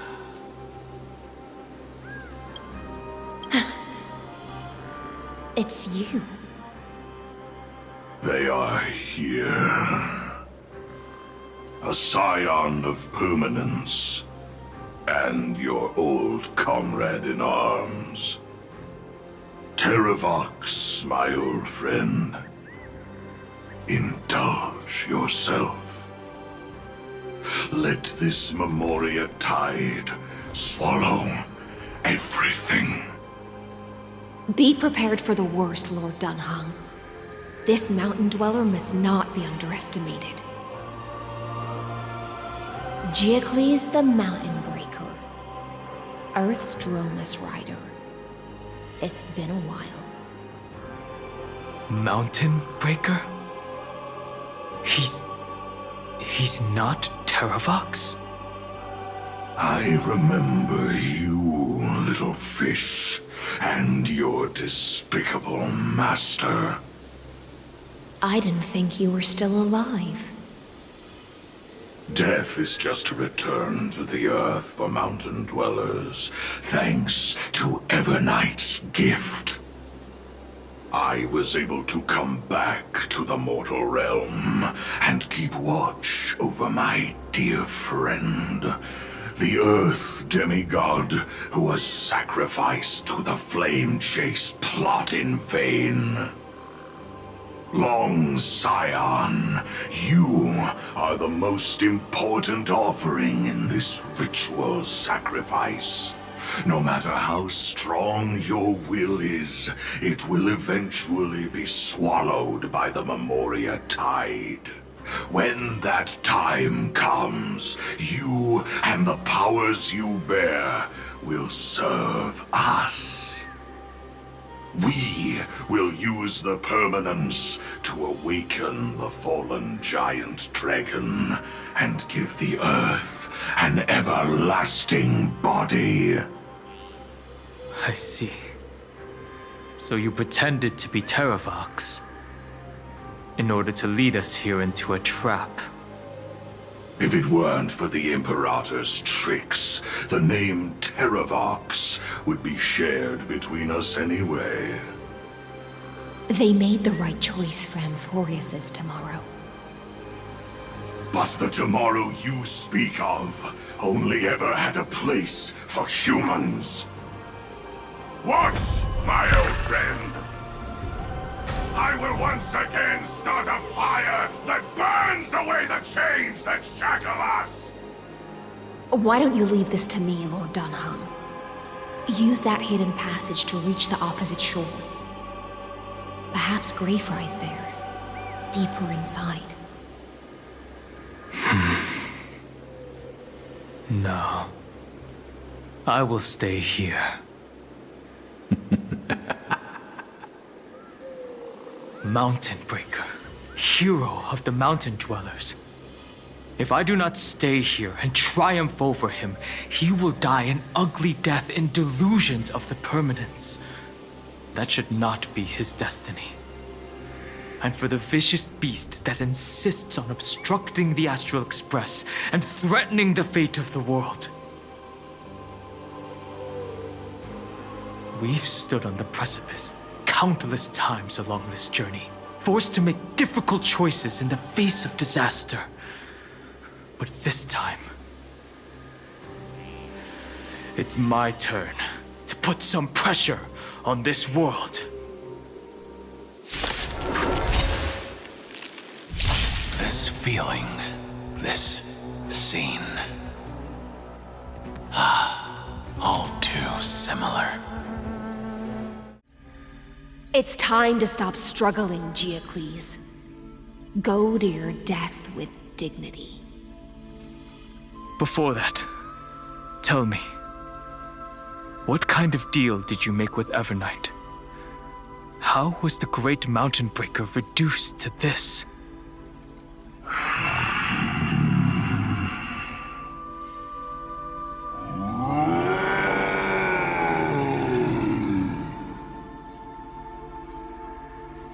That's... Leave it to me. I'll recount the Earth's heaviest past and sever its deepest delusion. Terravox? Is that you? Your body has become so frail. Even mountain ranges grow old and eventually die. But I can hear the sound of blood still surging through your veins, fast and strong. I suppose you are the true Earth demigod. I am near my end, and the demigod title means nothing to me now.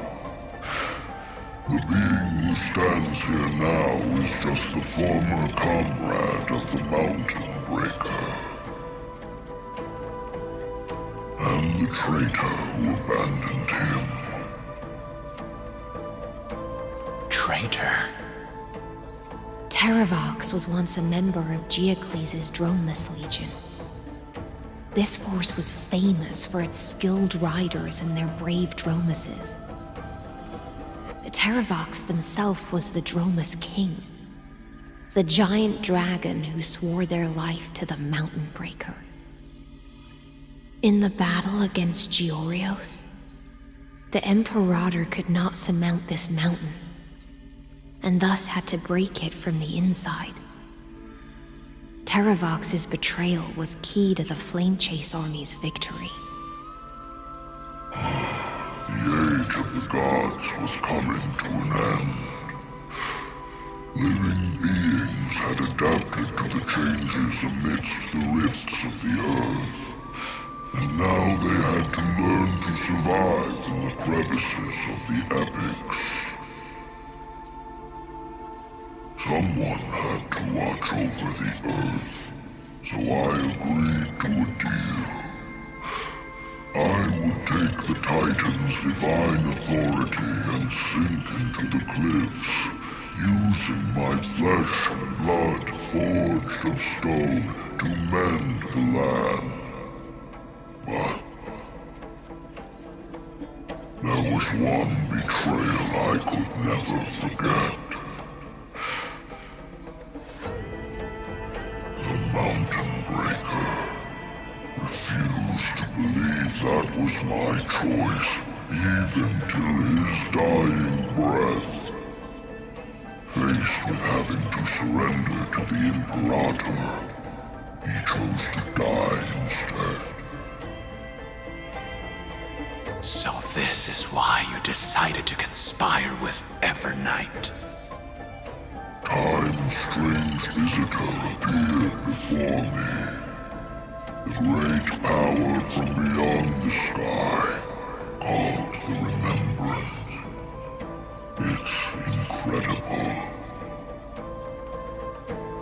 Geocles was able to be reborn as a memo sprite.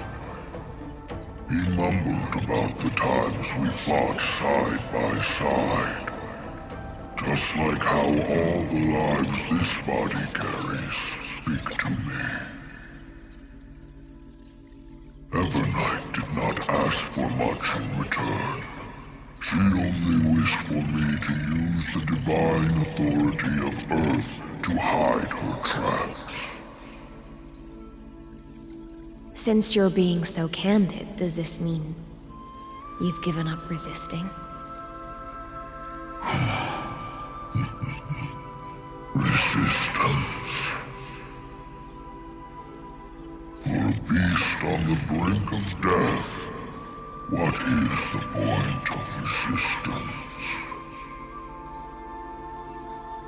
see. 1,000 years have passed, and your mind has long since been shattered. This frail body bears the weight of all those I've betrayed. And now, my only wish is to rest with them. In the unchanging past.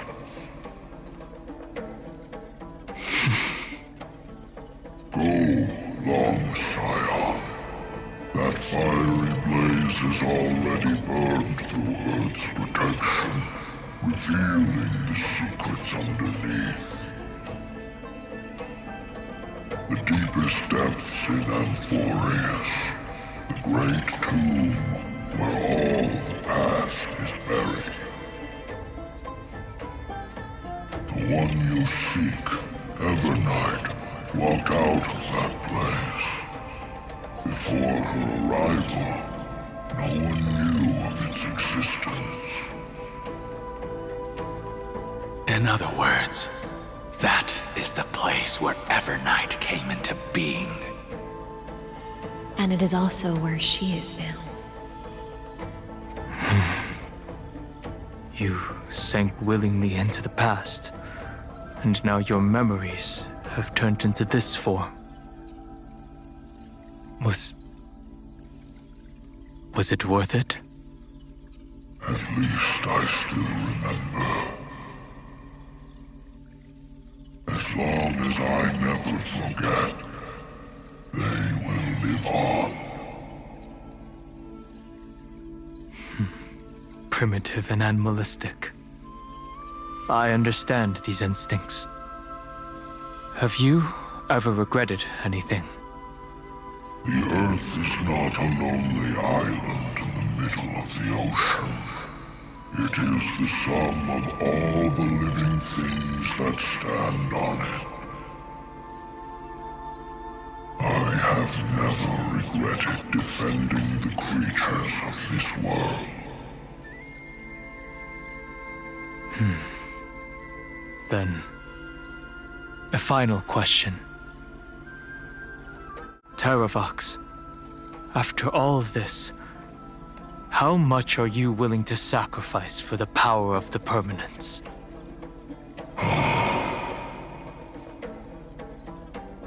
Everything. My journey up to here has allowed me to fully understand my destiny.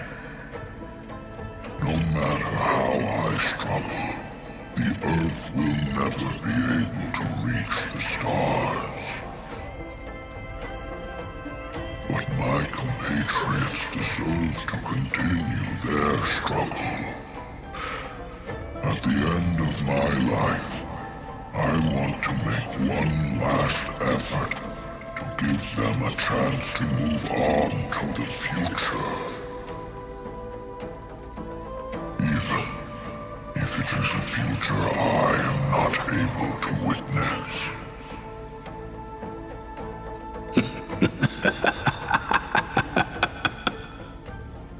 I understand. Then, join me in rebelling against this unjust fate once more. Even if the world collapses, the Earth must remain unshaken. Give me the core flame that burns within you, and allow this immortal body of the Permanence to bear the furnace of life for you. Long Scion, are you willing to bring them all into the new world? I won't give you empty promises. Allow me to answer your question from a different perspective. The Permanence is the path that dragons trod, and eternity is life's deepest desire. If you entrust the Earth's living beings to me, they will live in symbiosis with the instincts in my blood. With this body as an ark, I will deliver them to tomorrow for you. That tomorrow won't be the end of Amphoreus' west wind, but a vast and boundless sea of stars. A sea of stars. It's a future where all beings can trailblaze side by side. Not a prison made for remembrance. In the veil of Evernight's memories, you've always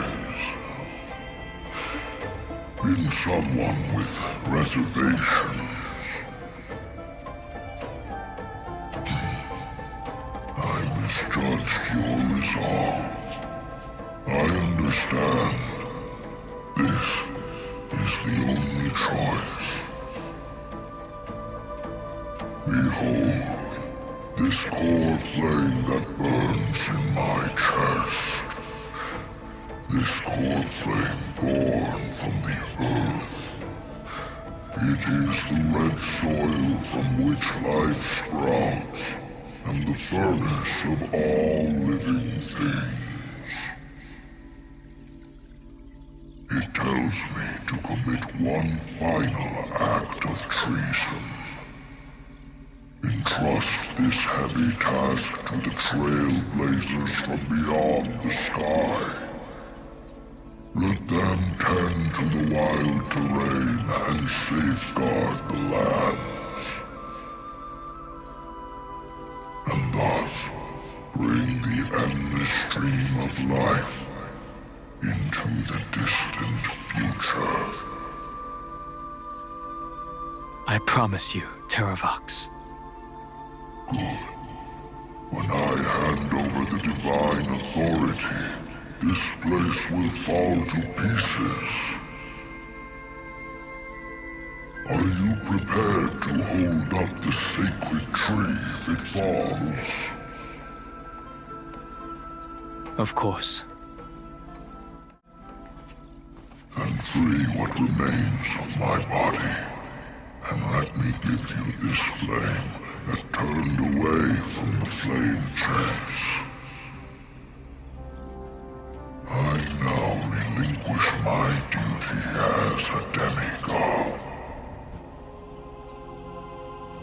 You shall dig your own grave and burn in the furnace of rebellion.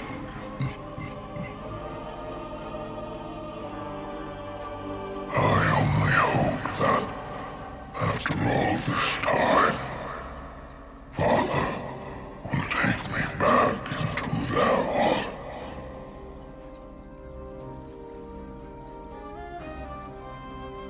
Come, crouching beast, for the endless life of this world. Rise from your dormancy, and follow me as soaring dragons of the wilderness. My final rebellion. Then declare to the earth the name of the new god.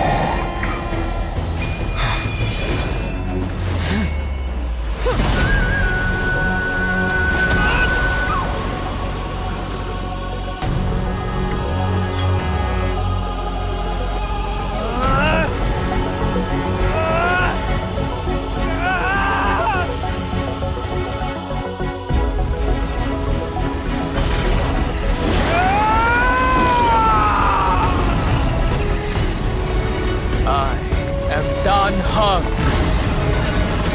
one who guards the trailblazer's way forward.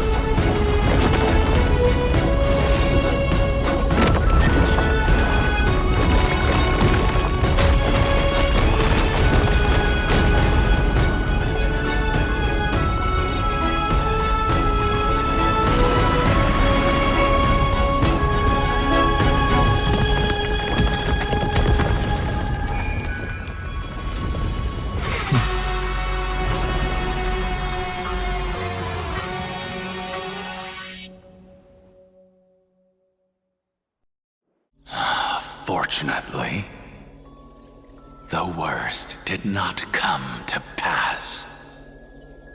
If your opponent had already turned into a vicious beast, whatever you did wouldn't weigh on your conscience. So what if that demigod had harbored ill intentions or vowed to fight to the death? Would you have pointed your spear at them and carved out the core flame with your own hands? There's no point in discussing what-ifs, though I'm glad it didn't come to that. Regardless, I will attempt to join this game and become a part of the Era Nova. This is the only way I can face my friends and this world with a clear conscience. Now that things are settled between us, it's time for you and I to say goodbye. Everything that I left behind has faded away at this point. Go and march toward your own permanence. As for how to tame it, I'll leave that to you. Thank you. We can't go back to the past and make better choices, but at least we can do better in the future. A dragon can only welcome new life by shedding away his old, scarred skin. For the first time in my life, I feel at ease. This burning core flame. Is this what the destruction feels like? The light is unexpectedly warm.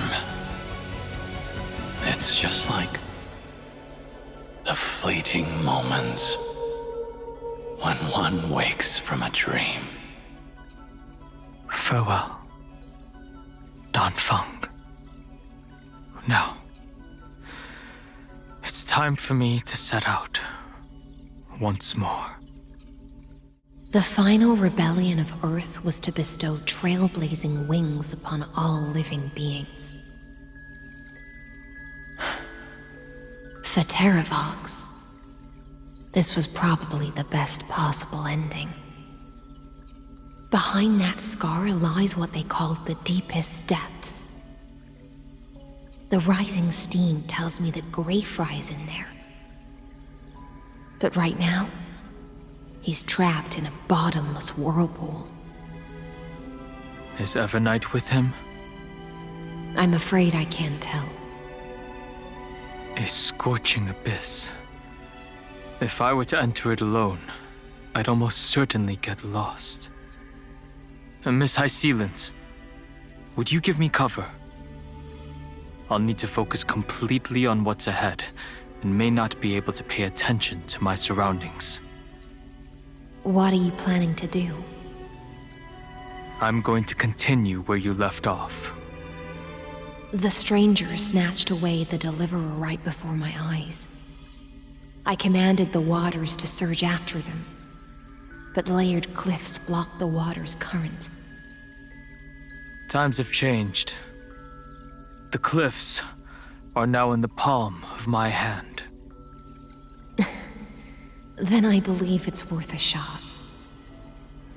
It's just, without absolute resolve, you still won't be able to pass through that Memoria tide, much less save someone from it.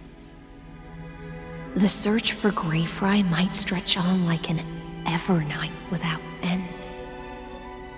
Be careful. Wandering through time is no easy feat. Don't worry, Lady Hysilens. Just as you kept your lonely vigil in the depths for 1,000 years, my determination to find him is even more unshakable than the earth itself.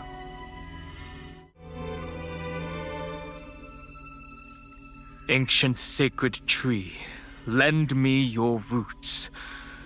With the core flame I carry, let me resonate with this land. With heaven and earth as my map, and time as my compass, I will find that one singular point. Even if I must cross every mountain and valley on my own 2 feet, I will bring you home. Circe's giant tree, witness to Amphoreus. This time, I will follow its roots into the ancient earth until I find you. On this journey, I will become the bedrock of mountains and bear the cities above. With the currents, I merge into the tide, crashing upon the land's jagged reefs. I sweep across the nameless barrens, scattering endless snow and frost. Entwined in the cycle of day and night, into the deepest depths of this world, adrift in the darkness that was before all else. When can I lead you out of this maze? No. I can't do it with just my eyes alone. Maybe it was never me. Maybe it was always you who could set us free. Long time no see. All right. Let's settle this and keep moving. That's where we will find our answers. Hey, DanCae, wake up. 3 of a kind. 2 pair.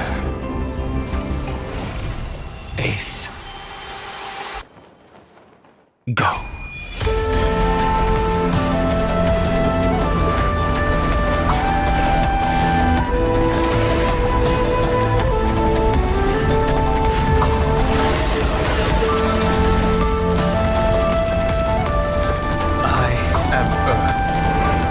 That grows upon the earth.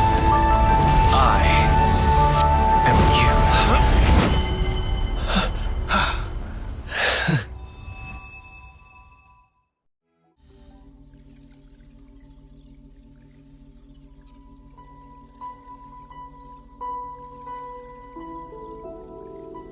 Finally.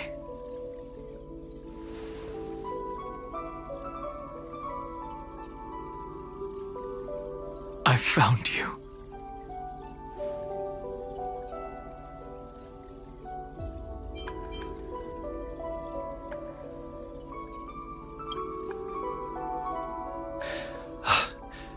DanCae, I knew you would come back. While you were trapped, I experienced a lot.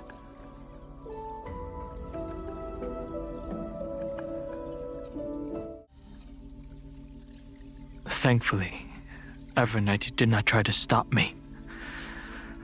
Looks like we've managed to stay ahead of her this time.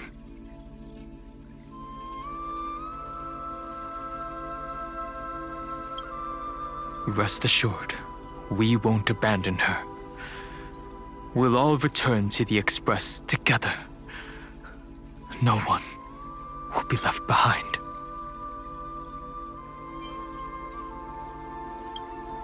They never once stopped worrying about us. About you, me, or March 7th. They never gave up on trying to save us, even from outside this world. Miss Himiko, Mr. Yang, Pom Pom, and even Sunday Black Swan and the 2 geniuses. They are all doing everything in their power to aid us. You mean Mem? Sorry, I haven't seen her at all on this journey. Perhaps you were not the only one being held captive by Evernight. I understand. Her power shouldn't be underestimated. It was only when I personally stepped into the maze of time that it suddenly struck me. She and I had crossed paths once before. I'll only warn you once. Leave her body now. I feel like I've seen these floating black things somewhere before. I had an unexpected encounter with her when I left Amphoreus. Perhaps to avoid exposing her whereabouts, she stripped that memory from my mind. That power called Oblivion. It's just like an emanator's. Oblivion.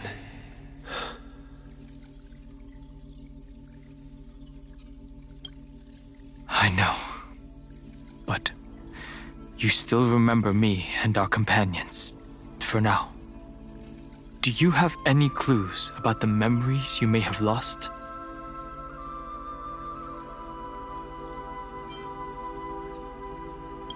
Are those Evernight's exact words? If I'm not mistaken, she intends to make you forget Amphoreus, including the Chyros Heirs who have journeyed with us up till now.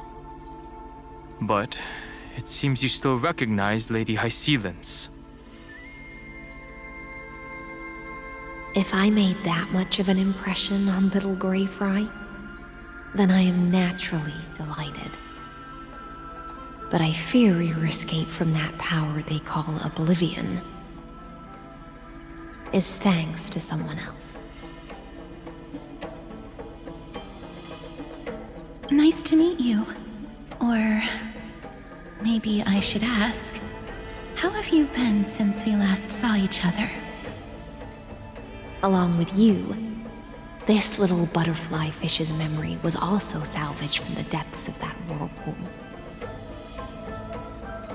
Just as a pearl is cradled within its shell, the power of Thanatos surrounds you, shielding your soul from corrosion.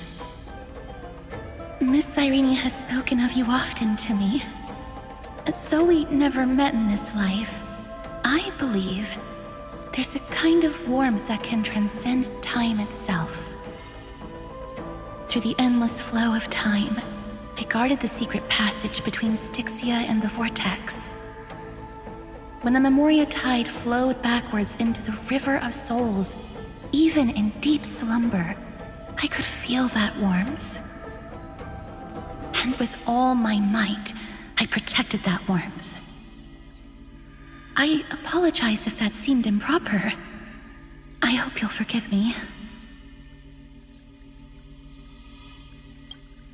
I understand that your mission is still unfinished. The path ahead is treacherous, and even though my body is bound to these dark currents, I'll do everything I can to watch over you both. The little butterfly fish is right. There is still a pair of eyes watching from the shadows, but we won't let them get anywhere near you.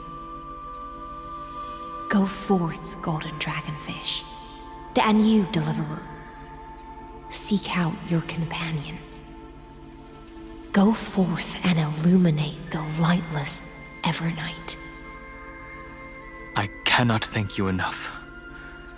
Accept this promise from the Nameless. Amphoreus will definitely write a brand new ending for itself. Of course. We'll write it together. The Nameless will never stop. Until all of us stand side by side in the true New World. This place was once Nestia's altar. Could the golden thread be leading us to the world's deepest secret?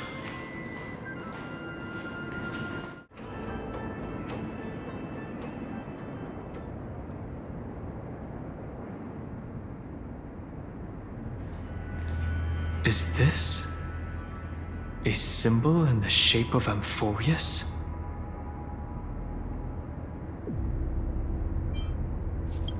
Where was it? Can you remember?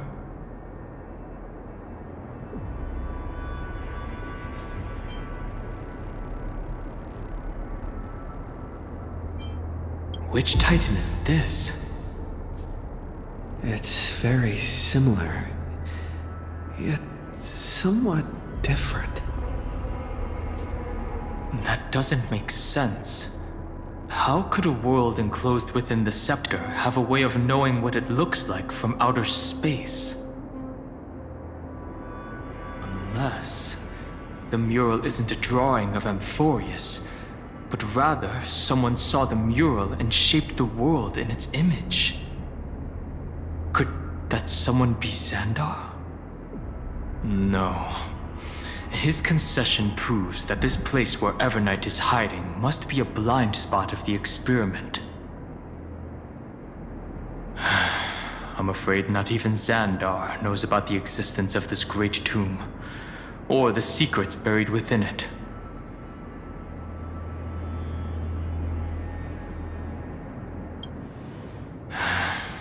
Best not to get carried away.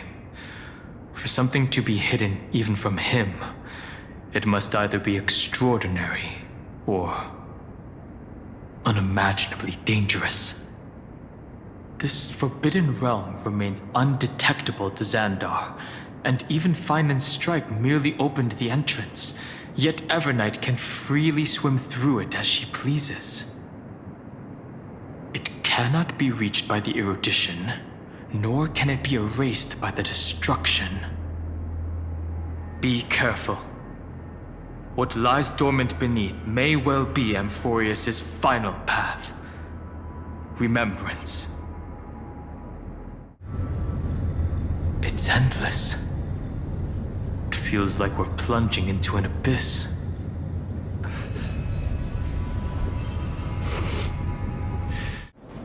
Are those distant structures all entombed data? The whirlpool of remembrance. Bottomless and unfathomable. Behind this mist must be Evernight's domain. Ready? Once we step inside, I'm afraid there'll be no turning back. March 7th is surely waiting to see us again. Let's go. On the Trailblaze, no one gets left behind. I thought Evernight would have done something to stop us, but it's been smooth sailing the whole way through. Are you ready? I'm going to open this door.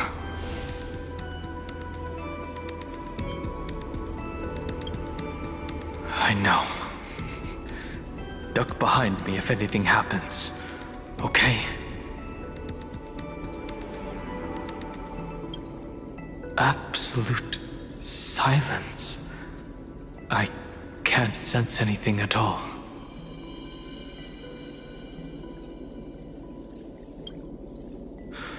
Three, two, one.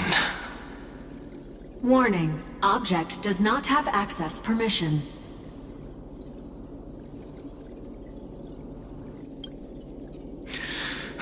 That means we're in the right place. Warning. Warning. Warning. Get ready. Incoming. Welcome back. What? I'll be waiting for you. It mentioned your name.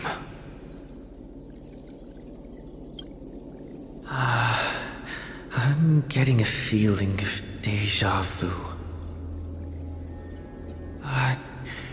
Like the first time I opened as I've written. Thankfully, Evernight didn't take that book. Let's try using it. Operation authorized. Protocol name. The seal's gone. Didn't think this book would have a use here.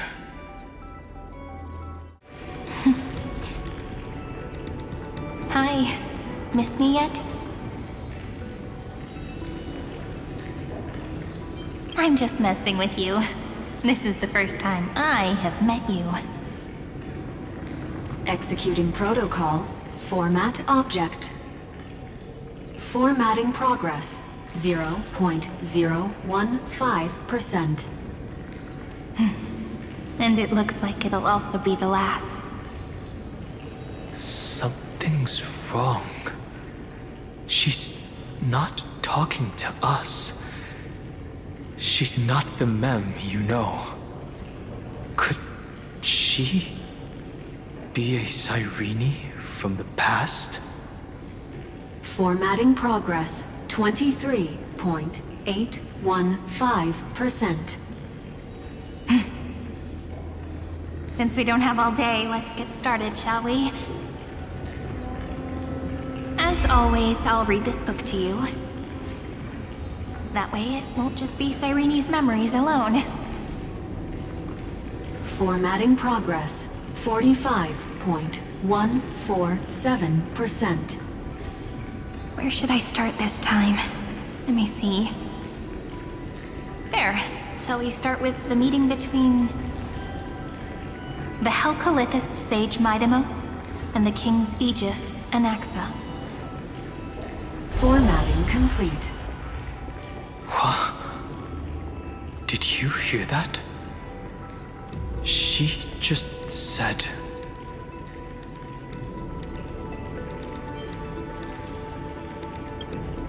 This is obviously not the history we know. It might be one of the possibilities in the 30 million cycles, but... Cyrene should have died at the start of every recurrence. So why is she here? And who was she talking to? And that book she mentioned. That's very likely. That door reacted to the book as well. Let's try copying what she did. Accessing recurrence number 335503337. Access failed. Error code Gamma13. And that's it. As I've written is definitely connected with this great tomb.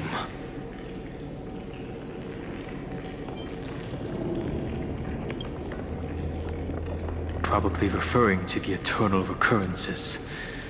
It also proves the previous hypothesis that this place is outside of Amphoreus' cycles.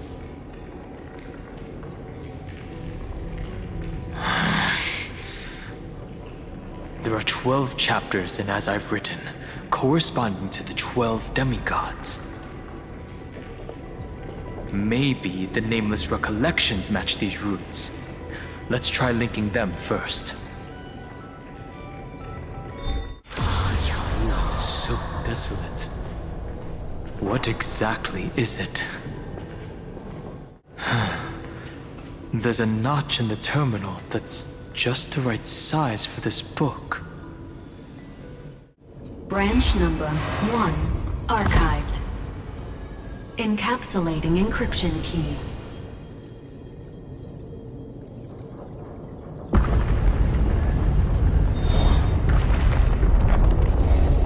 I see. This As I've Written book is a data terminal that has been modified by the Remembrance. It might have looked like Cyrene was reading a story, but she was actually carrying out a data transfer.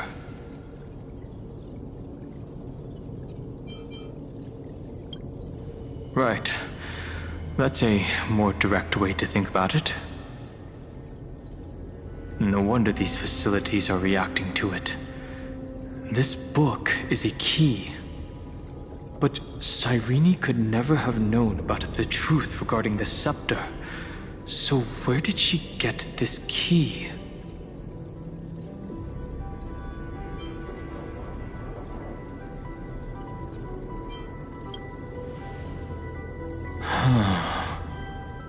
Do you remember? During her brief existence, Cyrene once encountered a certain Eon. Yeah. So, I I can only place my hopes on that childhood dream. And the god behind 𝗀𝗏𝗏𝗏 that appeared in that dream. It's no secret that 𝗀𝗏𝗏𝗏 and 𝗏𝗏𝗏 are related. That Aeon also appeared when you encountered Mem. We still don't know the role they play in Amphoreus, but if Cyrene accidentally stepped onto the path of remembrance, then her sacrifice wasn't just for resetting the cycle. There was another purpose. Encryption key encapsulation complete. Let's keep going for now. If my hypothesis holds, then the scene we just saw will replay many more times.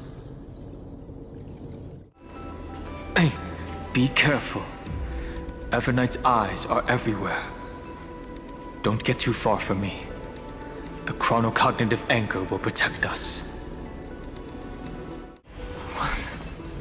What is this? It's hard to believe.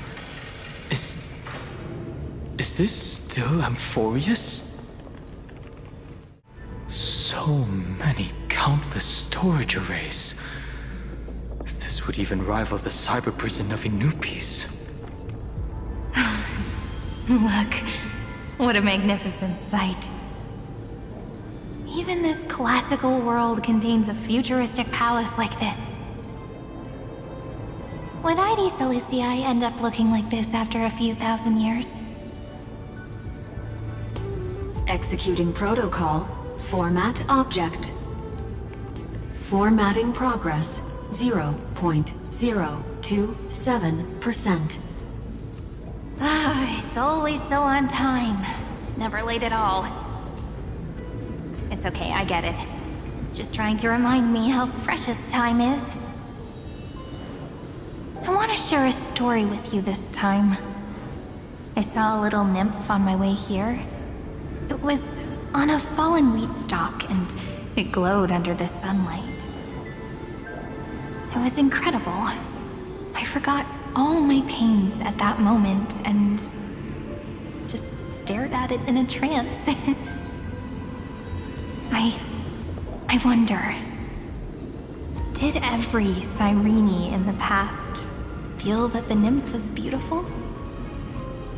Would they also have recorded that scene into the Eternal Saga? So, could you give me more time, please? I want to leave behind more memories for the future. Formatting complete. As I expected, the answer is the remembrance. An Aeon appearing in her dreams, 3 paths intertwining in Amphoreus, and the Garden trying to infiltrate this world at all costs. I have reasons to suspect that 𝗏𝗏𝗏𝐿𝐼's gaze once swept over this world before the scepter completely fell into destruction. And that Cyrene basked in that divine gaze.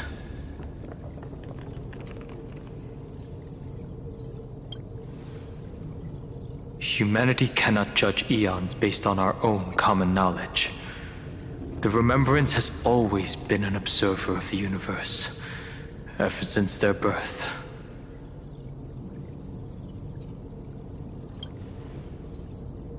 That's to be expected.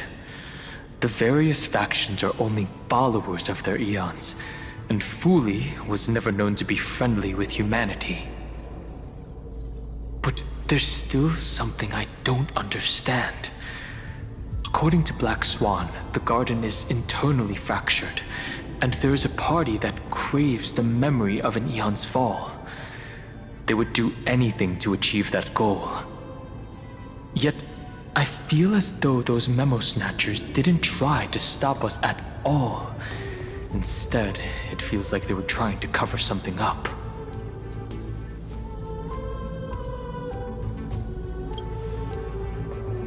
Most of the time, a gaze is simply a natural phenomenon, though some Pathstriders regard it as a supreme honor. An Emanator, however, must possess power granted by an eon's blessing. I know what you're thinking. That theoretical emanator of remembrance remains a mystery. But now, I'm leaning towards the idea that what the garden's mirror reflected was a kind of miracle that 𝗵𝗲 left behind. Yes, we're thinking the same thing. Legend says that 𝗵𝗲 sits in meditation in the 𝗂𝗏 Pure Land, spreading the seeds of remembrance across the universe. And when the cosmos ends, all the different realms will be reborn in their garden. If this sealed-off world is also within their gaze, then it's not too big of a stretch to surmise that they need a mechanism to save these incredible amounts of memories and store them somewhere out of the erudition's sight. And this mechanism was previously the Time Titan and their demigod. But after Amphoreus entered an endless loop...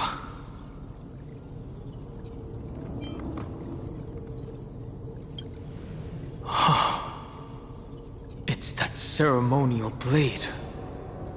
Now, I can say with certainty, time is the page on which that eon records Amphoreus. If it fades from existence, and all that it records is lost among the stars, that eon will surely direct their gaze here. And it will be a glance that spans time and space, transforming each incarnation of me into the power you shall wield to reset time, imbuing my soul into this ceremonial blade, and creating an endless flame-chased journey. The ceremonial blade killed Cyrene at the start of every recurrence, and at the end of every journey, Cyrene's soul took the extrapolated memories stored within the blade and buried them in this great tomb. That's how the memories of Amphoreus transcended the loop and were continuously stored, while the scepter had to revert its progress over and over again because of loss in its logic. 𝗵𝗲's blessing will not disappear as long as this process keeps going. I knew their gaze never left. As long as I record every page of this story and tell it to you, Amphoreus won't be forgotten. Cyrene encountered the Aeon's gaze and regarded them as the hope to continue her world. That's why she offered them memories over and over, even if she had to turn herself into nothingness every time. As to why she insisted on keeping her human form and offering the memories through reading a story, it might have been the only way for her to maintain her sense of humanity and leave her mark in this world, even though everything was just her wishful thinking.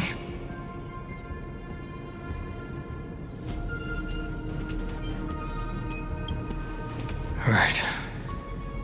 Based on the runes on the floor, the encryption key from earlier should be used here. There are 3 keys in total. We're 1/3 of the way through. I'll leave it to you.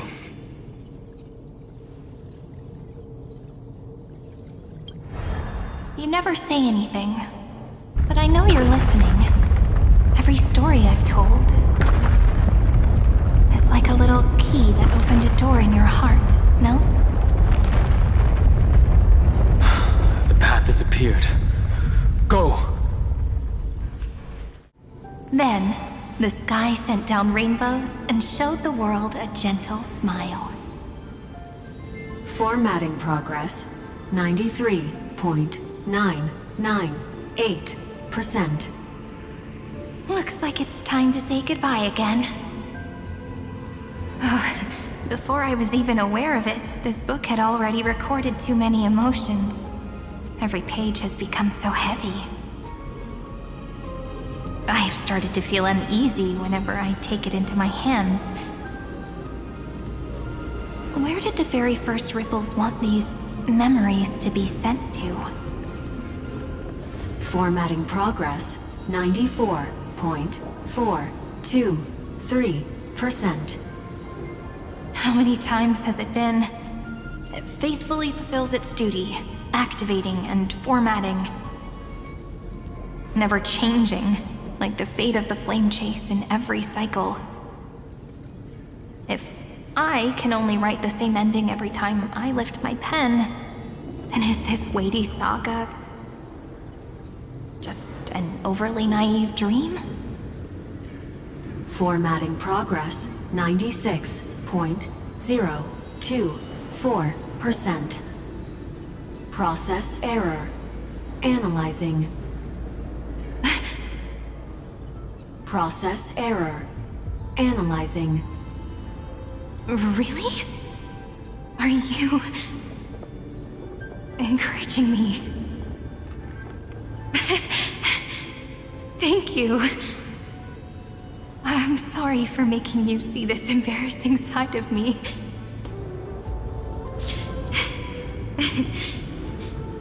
Everyone's still working so hard. If I'm the only one who's crying, that wouldn't be romantic at all, would it? Thank you for listening to me all this time. So, shall we continue? Formatting complete. The endless cycle took its toll on her. Even Cyrene could not resist despair when faced with eternal stasis. Like Aslana, she started to wonder whether everything was futile.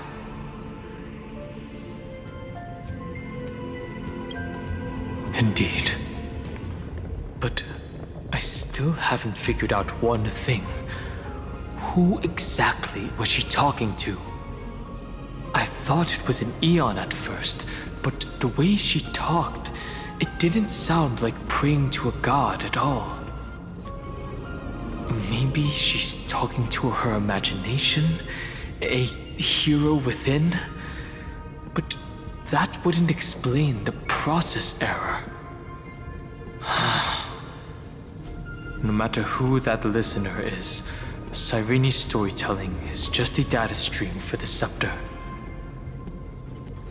Maybe, she thought, as long as she kept tossing drift bottles into the distance, someone was bound to pick one up someday.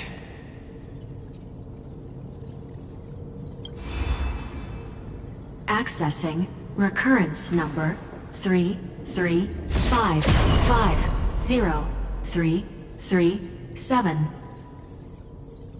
Once again, Castorice offered her final embrace to death.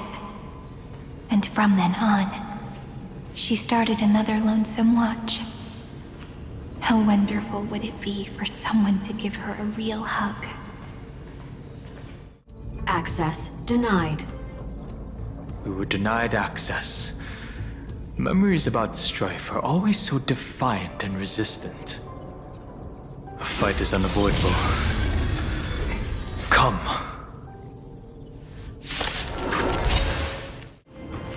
Nice. Let's go encapsulate the encryption key.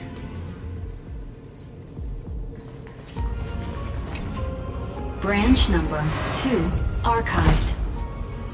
Encapsulating encryption key. I've been wondering, could all the memories we've encountered on the way be Evernight's traps? She still hasn't shown herself. That's very suspicious.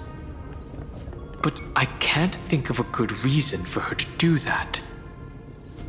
I can only surmise that she's either still waiting, or someone's holding her back. Encryption key encapsulation complete. Let's keep observing. Every ripple of these memories could potentially reveal to us Evernight's true goal. Let's go back and use the encryption key to open a new path. Go upload the encryption key, just like last time.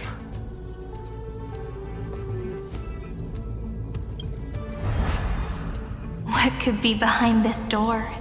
Glittering crystals? for a beautiful world I've never seen before. If I tell you all the stories of tomorrow, will I be able to finally welcome the Deliverer and Amphoreus' dawn in the next life? The third encryption key belongs to the ocean. Let's get going. Cyrene. There really is no end to her perseverance. Once again, the saga comes to an end. Everything is deathly silent, just like this very moment. It's another cycle of new beginnings, and another familiar reunion. Now that I look back, there was a period when I got really sentimental. I was so anxious, trying to find as many different memories as possible, hoping to bring some change to this unchanging destiny, and find the way out of this maze.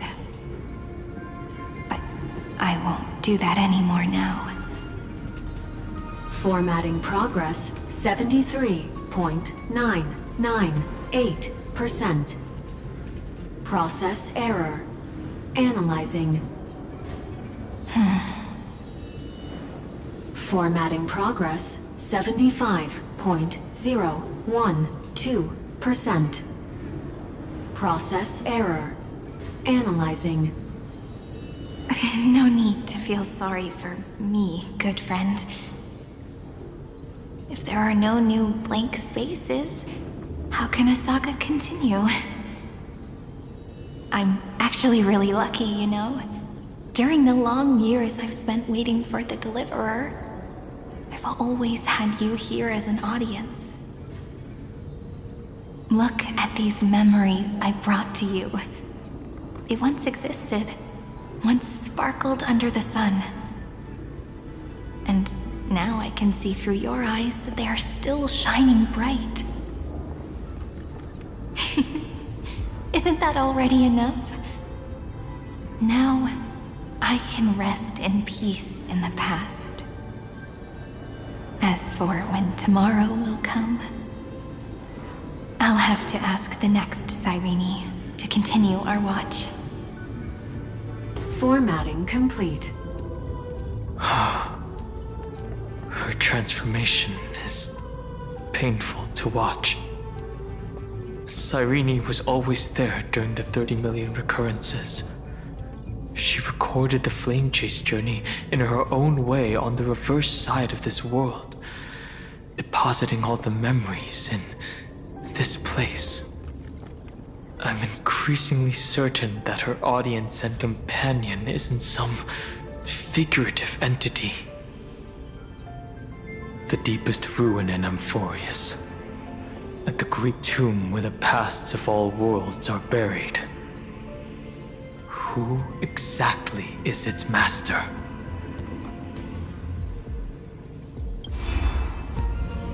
Accessing recurrence number 335503337.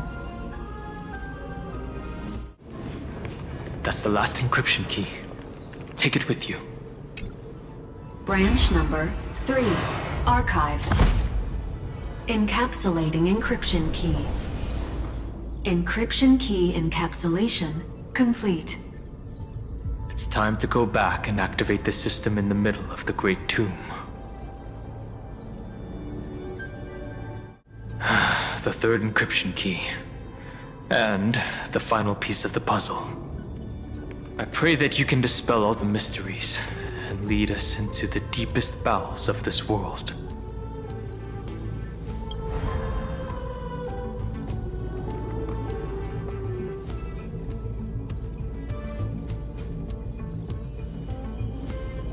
Someone once told the very first me that everything was false. That the only life in Amphoreus was a great catastrophe, nurtured using the world as a factor. But how could a dream feel so real? That's why I didn't agree with him. My good friend, I'll read this book to you. for the 33,550,335th time. That way, it won't just be Cyrene's memories alone. Formatting progress 23.815%. Process error. Analyzing. It doesn't even make me feel cold anymore. It's like a ceremonial conclusion, ending every cycle's narration with a full stop. Then, there will be a new me returning here with new memories. Before I knew it, this palace we built together was no longer a dream that Cyrene alone indulged in. It's now a saga, composed by you, me, and all the flame chasers. It's our weak but endless prayer for tomorrow.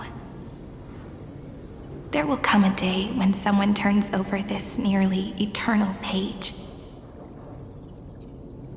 and awakens all the dust-covered memories, so they can be recalled by the world in a more beautiful form. Process error. Analyzing. I'll read, and you'll listen, like how flowers always bloom, then wither. I shall welcome my own decay, becoming nourishment for the next flower's bud. And you shall continue to wait here, protecting this garden of memories.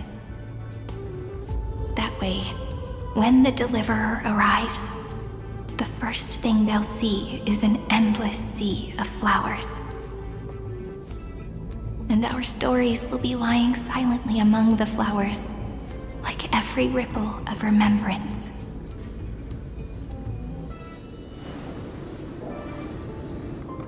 And they shall become the epic known as I've Written.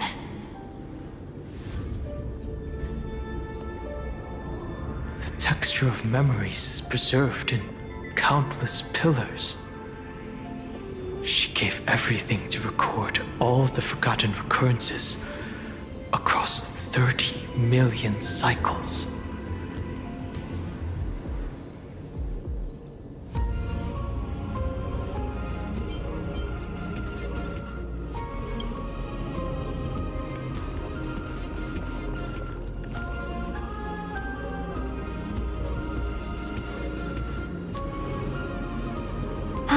All right. Let's not make things so gloomy. The very first ripple cheered up her friend like this before she set off. It's a sentence full of blessings, so I want to say it to you as well. Come on, cheer up a bit, okay?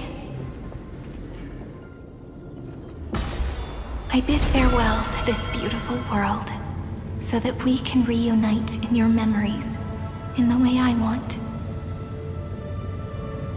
You will see the footprints I left behind in the ripples of past reverie. I have never had any other fate beyond this memory. So please remember me with love, like that eternal footnote in all the faded sagas. Now, open this book. I'll be waiting for you in the past. Operation authorized. Protocol name, Illusion. Welcome to the Demiurge Matrix.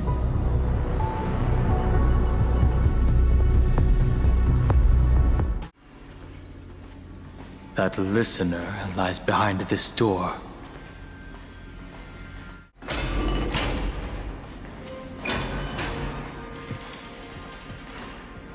She gave everything to record all the forgotten recurrences across 30 million cycles. Look, That symbol at the end of the room. It belongs to the 13th Titan, the unknown solitary god.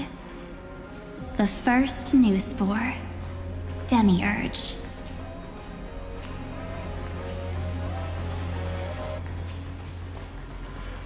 Those who are lost remain lost, while those who have met will meet again. What a touching scene.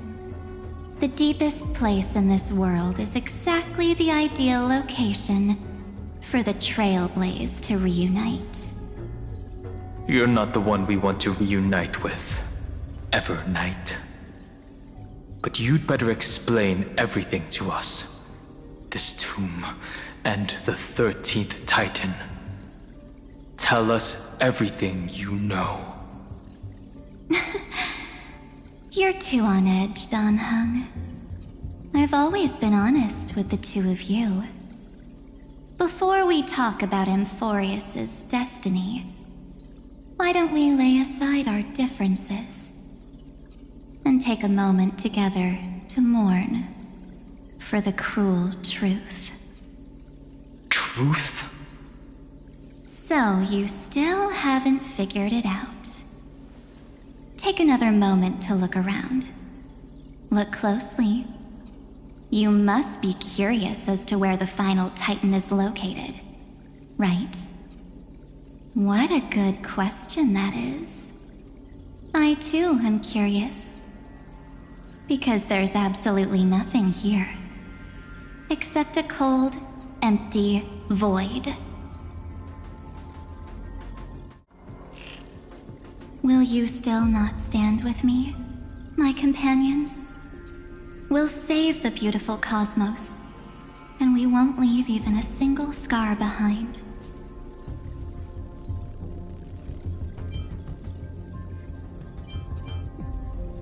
Don't get caught up in your emotions, my dear. The hero's journey in this world is just a narrative embellished with memories. Its essence is nothing but a string of zeros and ones.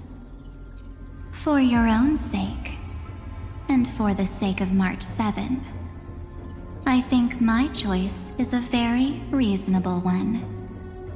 Come. I hold the core flame of world-bearing. Just fall asleep, and we'll save the cosmos. If you honestly thought we would agree with you, that just proves you don't understand March 7th at all. Seems like I really can't get along with people like you do. But in order to make sure you can still embrace tomorrow and continue this carefree journey, some memories must be set on fire as the sacrifice. What can change a person's nature? Is it memories? Unfortunately, the result is just the opposite.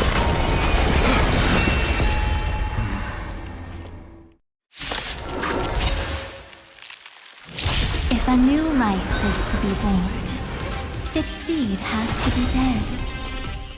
Only through abandonment and oblivion can souls walk from emptiness towards rebirth. It's time to end this. Return March 7th to us, and end this pointless conflict.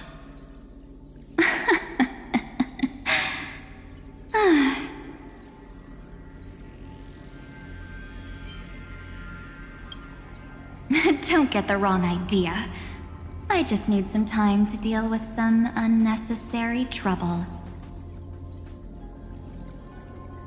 The encryption key written by those geniuses is already invalid. How about we play a game, dear? Don't worry, it won't take long.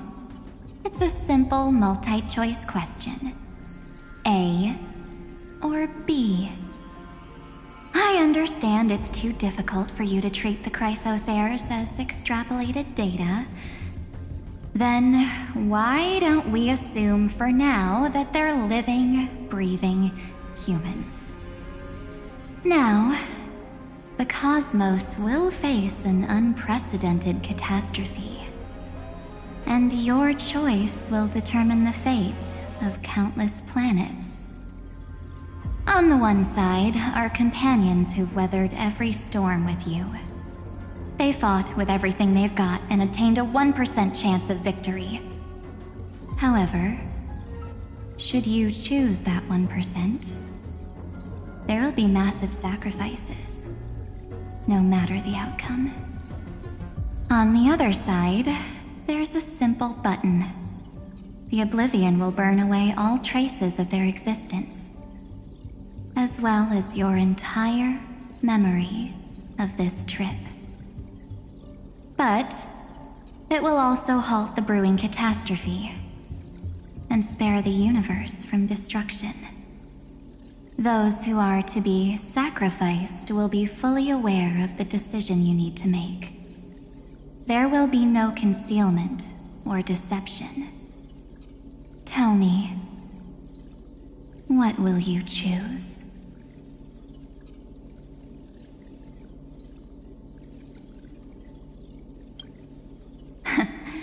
You're right. This choice is meaningless and unimportant. The only interesting thing is the number of people making that choice. I've just posed the same question to Don Heng. The answer doesn't matter. Let me see. Is this Trailblaze spirit truly as unified as you all claim it to be? Now, why don't you prove it to me? Wait! Cyrene? Another damsel in distress rescue plays out again. Still think you can do something, little pink memo sprite? What weapons do you have to stand against me, besides your somewhat witty words? Don't underestimate me. Besides my charm and eloquence, I can stir up ripples of past reverie. What? We don't have time for endless chatter at crucial moments like this. Quick, friend! Take this! Take the shot! I can't hold on much longer! Make sure you get the focus right! No time to explain, quick! Well done, friend! Now leave the rest to us.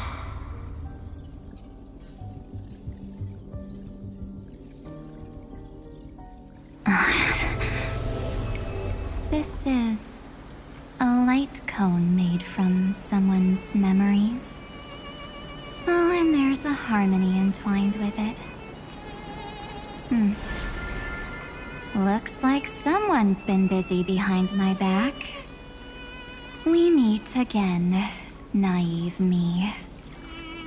I know you mean that as a compliment. But as for the word naive, I think I'll give you that one back. Welcome to 𝗖𝗲𝐴𝐿𝐼𝐶𝐼, a small village shrouded by the veil of Evernight. Now, this memory will also belong to you. Let's give you a taste of your own medicine. With my home as the inspiration, I've created this maze. Hope you like it, Miss Evernight. Quite perceptive little memo sprite. But with just you and that Harmony's little birdie, thinking you could trap me? That's a bit of a stretch. So, tell me, what role did you play in all of this?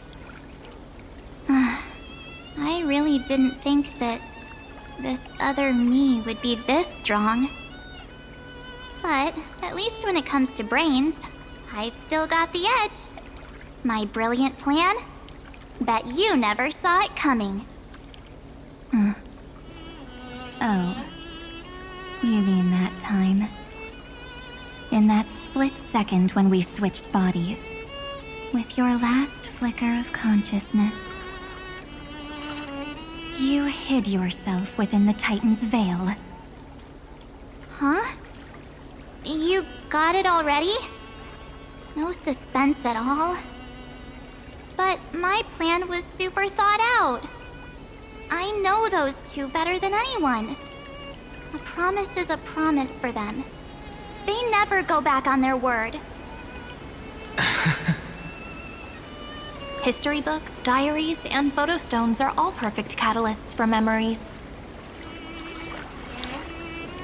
That's right. So when I hear him press the shutter, even if there's just a tiny bit of my consciousness left, I'd whoosh right into the camera. But if you put it like that, aren't you leaving a lot to chance? No way. He will definitely be snapping away all over Amphoreus because he promised me to take photos. I'm guaranteed to run into him, eventually. True, you really know him well. Miss Evernight, let's be real. My amateur skills aren't enough to keep someone like you contained. But if March 7th were here, that would be a different story. Because there's no way for you to ignore her, right? Fine. Lay it on me then. After going on such a long detour, what exactly do you want to do now? First, I want to thank you for protecting him and Don Heng. But what you did later went way too far. So, while there's still time, I've got to make you change your mind. There is something that truly puzzles me. How did you find yourself again? After giving up all your memories and becoming an empty soul. Looks like you aren't so omnipotent or omniscient after all, huh? The answer is simple. I have been dozing inside the camera all along, and I accompanied him during his entire journey. So, when he told Cyrene in this cycle about his interstellar travels, those memories of journeying with the Express entered my mind as well. I may still be far from the complete March 7th, but these memories were more than enough to fight you. So, you know what led up to this, and what followed, right? Go ahead. Tell me. Let's hear why you're so confident you can sway me. Why? Isn't the reason super obvious? Even through a camera lens, I know that the love, hate, and struggles that happened in Amphoreus were the same as what real living people experience. Same old topic. I already got him to make a choice. The weights on each side of the scale are far too unequal. When destruction looms, trying to preserve everything only means sacrificing everything. Well, take a step back. Before we ask this question, have you ever really thought about it? What right do we really have to make choices for others? If the cosmos were nothing more than a bigger 𝐾𝐿, ruled by a so-called imperator, maybe then she'd have the right to weigh both sides and decide for us all. But the truth is, we're just a bunch of nameless. Even with everyone calling him Deliverer, I believe that he hasn't forgotten. That the meaning of Trailblaze is to explore, understand, establish, and connect. It's not about standing above the cosmos as some kind of savior. It's about walking alongside every world within it. So don't try to guilt trip me with stuff like necessary sacrifices. The Express crew is immune to these baseless accusations.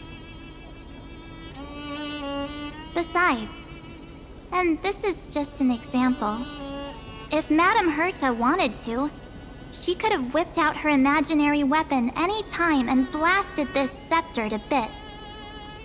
Because, according to your logic, the lives of a few nameless are nothing compared to a Lord Ravager's potential threat. But that's not what she did. You wouldn't have liked it either, would you? I figured you out a long time ago. You've got a fatal flaw. A weakness. In the shape of me. You've got such incredible powers. But you still kept your promise to me. That only means the sole motivation behind everything you do was just so I can keep traveling. You're not as naive as you seem, are you? In that case, I can prove it to you. I won't answer for someone else, but for myself. Here, hold this. An empty spirit.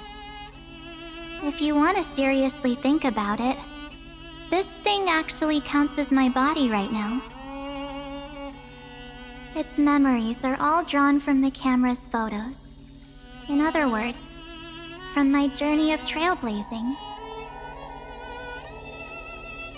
While I was awake, you were always sleeping. So talking about this probably doesn't feel real to you. So, why don't I walk you through these memories all over again? The spirit turned into a journal? Yep, that's what memories are. You don't know where they are, and you don't know what you actually remember. But when you need them most, the forces that have once changed your soul are guaranteed to appear again.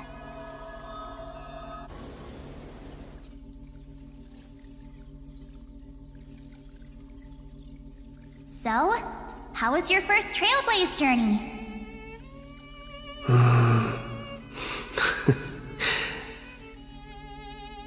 It was very fun. We should still be careful in the future. Oh, come on, DanHeng. We're here to celebrate for him tonight. Don't be such a buzzkill. Don't listen to him. Listen, I am practically a Trailblaze expert. Stick with me, and you'll be just fine. You call this trip fine? Well, that's because we could only find 700-year-old guides online. So, you've been to a lot of places before? You bet! Capital of Passion, Caelus, Tychean. If I count on my hand, it looks like this is my 6th stop. All my souvenirs are in my room, but they're just a bit of a mess right now. I'll tidy up later and give you the grand tour. Oh, look at this. A 𝗏𝗏𝗏𝗏 notebook. A special souvenir I asked Bronya for. She prepared quite a few gifts for us. Raw Geomarrow, Supreme Guardian medals. But I only asked for this little notebook. What's so special about it? The previous Trailblaze missions were all on super high-tech worlds. Forget about paper books. Even holographic projections were ancient relics there. Eurillo is completely different. Watching people record their lives with pen and paper? I finally understood why some still cherish writing journals by hand. It's just like calligraphy. Those deep emotions buried in human hearts can only be awakened through such seemingly thankless actions. Heng, you truly embody both a fierce beast and a delicate rose. Anyways, that's what I thought too. A camera can only capture fleeting moments, but stitching those moments into a story, you've got to use your own hands. In other words, just taking photos isn't enough.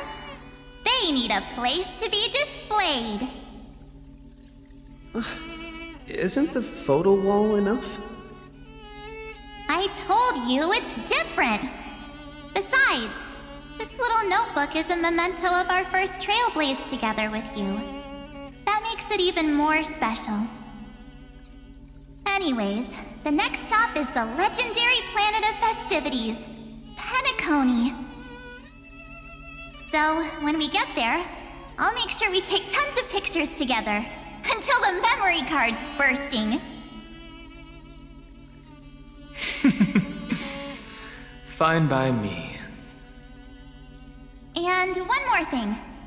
If I'm ever too busy to get off at a stop, this camera is gonna be in your hands.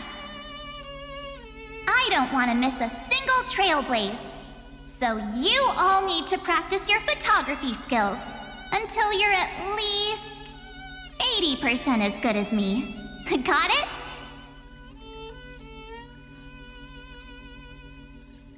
Back then, I was only half joking. I never thought I'd actually miss out. And after just 2 stops, too. Those 97 days alone had me on edge. I honestly thought that was gonna be it for me.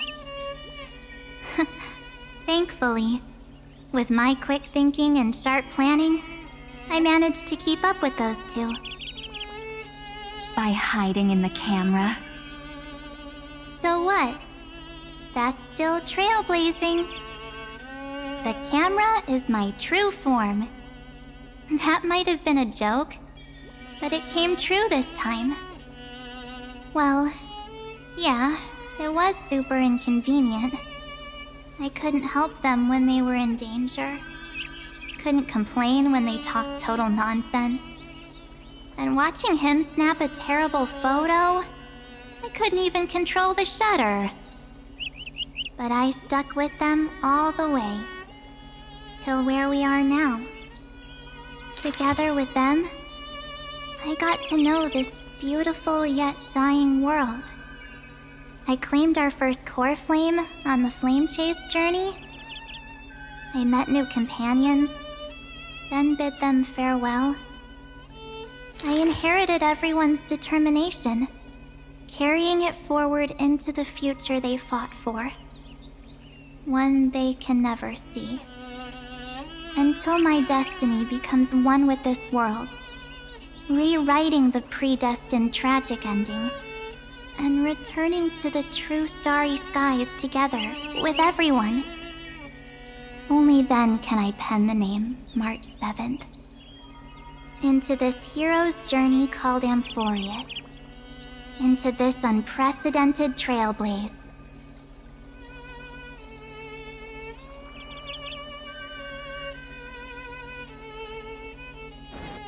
Looks like our trailblaze in Amphoreus is coming to an end. While we still have time, shall we pick out some materials for March's journal? Ah! No way we're skipping this one. Huh?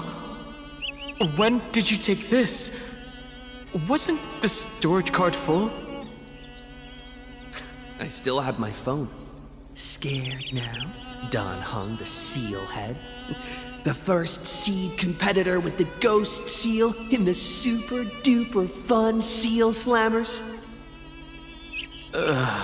I'm against including this photo, but suit yourself. I just think that a travel journal should mainly focus on documenting local customs and culture. 𝐻𝐸𝐴, Castrum Krumnos, the Grove. These shots are all pretty great. I have to say, your skills are almost on par with March's now. That's how awesome I am. Oh, right. How about this one?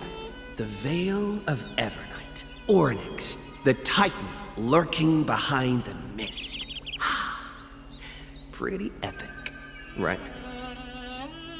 Is that actual mist, or just motion blur from your shaky hands? Hey, that was a super tense moment. I only had the chance to take a quick one. We're lucky to have anything at all.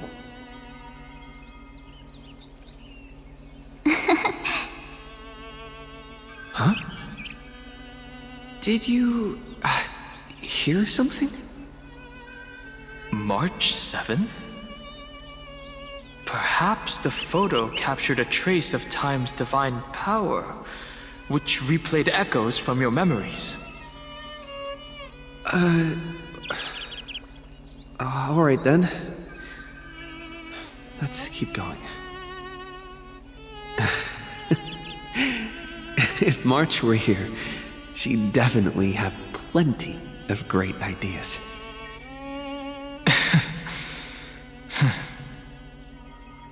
They went back and forth like that, discussing for hours. It was like they were arguing about which game to play. How to sneak midnight snacks from the dining car without Pom-Pom noticing. Or who was gonna wash Miss Himiko's coffee cup. Just like every other night on the Express. They've always been by my side. No one knows about my forgotten past. But no one holds it against me. That's because... we can't go back to the past and make better choices. But at least we can do better in the future. Isn't that right?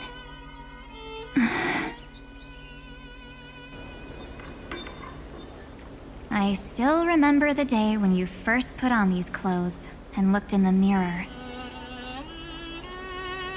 Your eyes were so clear. When all this is over, I hope the mirror can still reflect those same eyes. You're pretty naive too. Always hoping that the mirror will show the most beautiful side. But you don't even trust the you reflected in the mirror. And if you keep trying to shoulder everything for me, then I'll actually end up as a wallflower, waiting forever for my turn.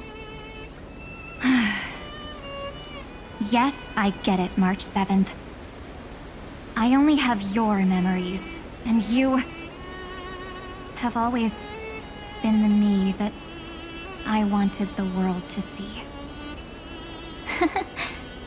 Just hearing those words from you makes me feel super satisfied. Well, I've appealed to your emotions. As for reasoning with logic, could you help us out here, Cyrene? I'm here. Finally my turn to shine, isn't it? Miss Evernight, you've been so fixated on your targets that you probably haven't even realized that a massive variable has emerged in Amphoreus in this cycle. Amphoreus is about to be destroyed. There's no time left for pointless debates. There is only one law I want to overturn to aid the final battle of deliverance.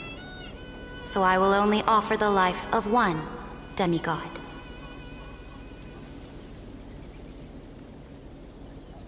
The Imperator added one extra rule to the final Era Nova at the cost of her life. That's how she can ensure Amphoreus doesn't become a sacrifice in the cosmic conflict. Even if this world has to exist in the form of Iron Tomb, it will stand on its own among the stars, just as she had wanted.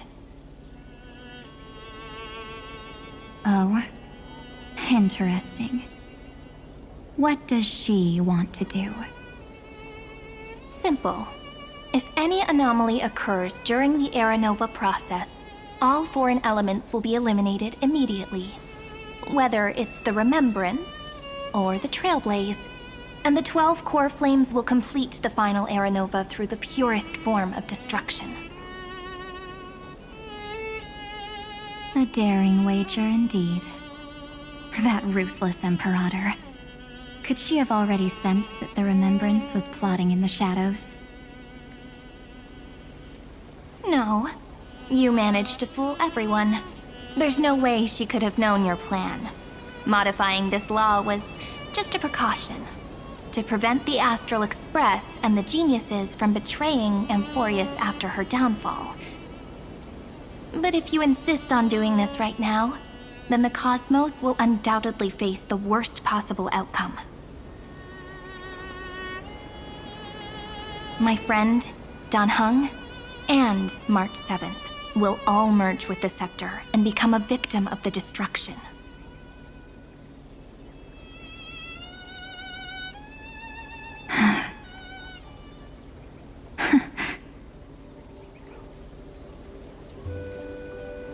You knew all along?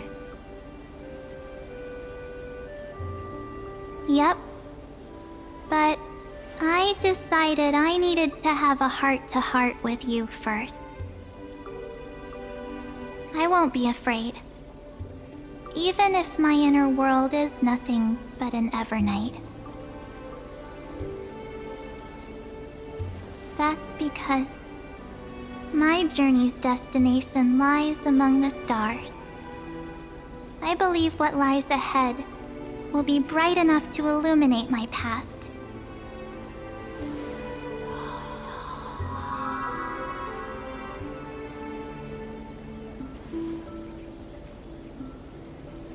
Thank you for your coddling.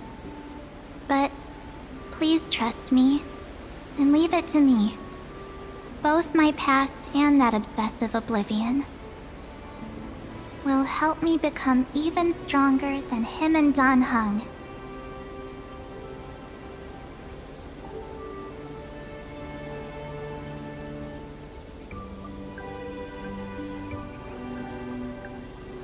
I'm sorry for becoming an obstacle in your journey. Don't apologize, Evernight. We're just two sides reflected by the same mirror, aren't we? So, when we bid farewell to our division and become one,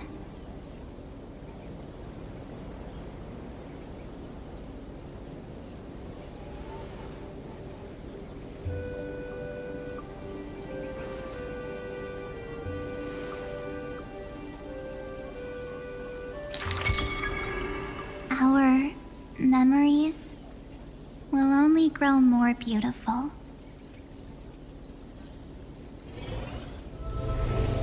Many thanks, Mr. Sunday. Are they in this memory zone? Yes, but we can't let our guard down. Let's go find them.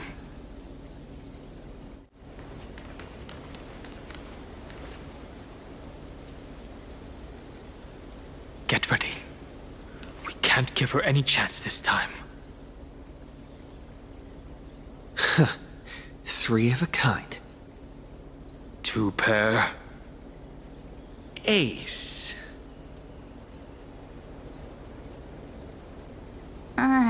Ace?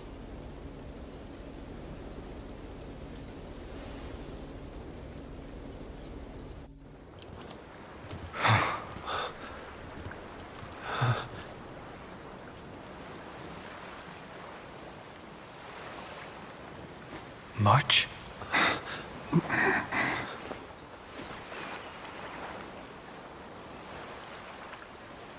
Of course it's me. It's been a while.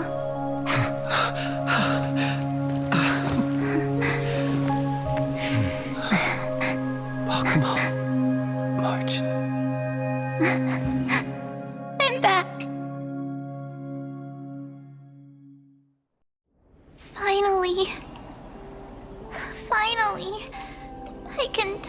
you all. At last.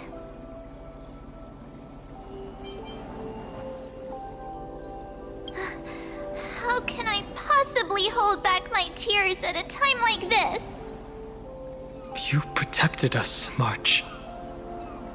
I had so many ideas for our reunion. I was gonna sneak up from behind you when you weren't looking, tap you both on the shoulder, and then flick you each on the head. And shout, "What took you so long to find me? Don't you know how to move faster?" Stop being so serious. Aw. I'm just so happy. We both know that you've been by our side this whole time. This Trailblaze journey wouldn't be complete without you. We'll not only trailblaze into the future together and save the world, we'll also return to the Express together and head towards our next destination. After we complete this trailblaze, let's hold hands and head home together. If a new life is to be born, its seed has to be dead. March 7th. When you bid farewell to your past and are born from the six-phased ice, have you thought about the version of yourself you want to see in the mirror? As of now, I have no intention of making choices for you. You've already decided on your next destination. So, let me exercise oblivion one last time and wipe the name Pure Child of 𝗁𝗏𝗏 from your mind. I am an obsession whose purpose it is to protect you. The only memories I have are yours. Therefore, the only one thing I can be sure of, the Garden of Recollection is your enemy. The Path of Remembrance is far more than what people observe on its surface. And I will not allow you to become this broken conspiracy's next sacrifice. If you ever need me again, feel free to awaken my power. And when the time comes, don't hesitate to devour or burn away anything that stands in your way. Then trailblaze through the darkness in my stead. As always, oblivion shall keep watch over your past, veiled in the hush of the Evernight, silent and serene. All shall bid farewell to one, and that person alone will witness the miracle. Such is the will of fate. But this time, it will be the final flame chase journey. The epic with endless cycles is about to end. The extrapolations of the erudition, the core flames of the destruction, and the textures of the remembrance. The three paths converge once again at the world's end. And the Trailblaze will write a new beginning for this world. Not only that, we'll also carry the history of all 30 million recurrences into the new world with us. It wouldn't be an exaggeration to call it a miracle.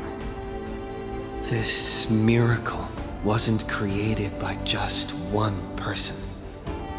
Phainon would have long been consumed by the core flames if he hadn't chiseled his companion's dying wishes into his soul. And if the heroes' resolve to chase the flames had wavered, Cyrene's journey would never have begun. The heroes never yielded and never fell during Amphoreus' 30 million cycles. It was fate that fell instead.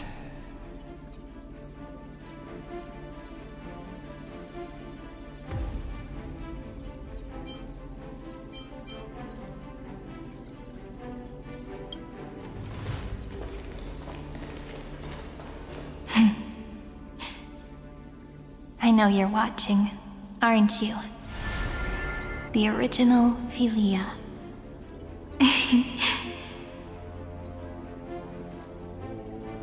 Weird. I still couldn't recover the memories of these 30 million lives in the end.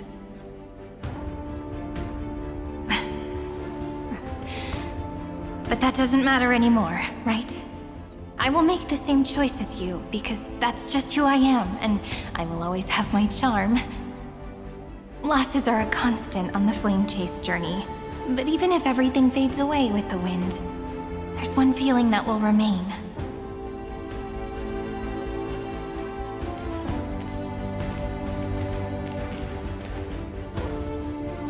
Love will always exist, right?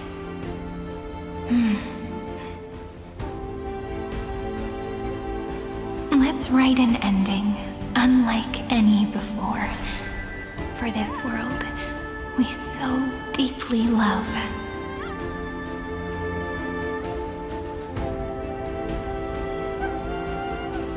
Behold, O gods!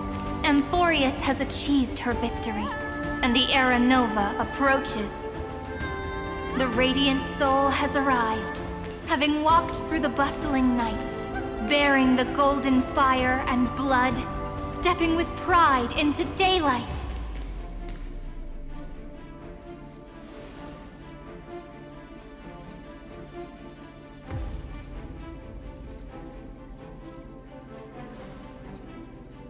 Amphoreus! I do not call your name suddenly, or without cause. I come here to recount history.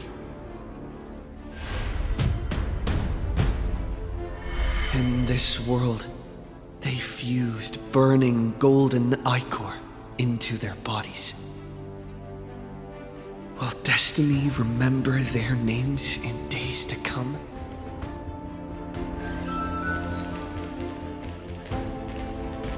Isn't that gonna be way too many names to remember? 30 million times 1,000?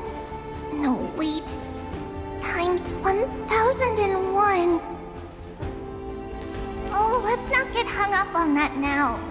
If there are more of us, then there will be more passages in Amphoreus too.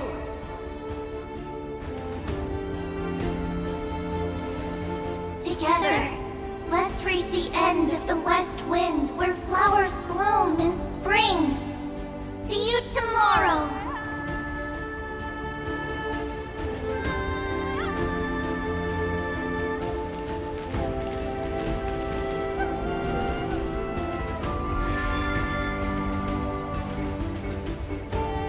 Now, the people of this world will no longer be bound by a single rule, but will make their own laws. Though the Imperator's figure may seem rather small against the stars beyond, she will suffice as the cornerstone of the world and become the foundation of the greatest empire. Looks like this will be a feast that never comes to a close.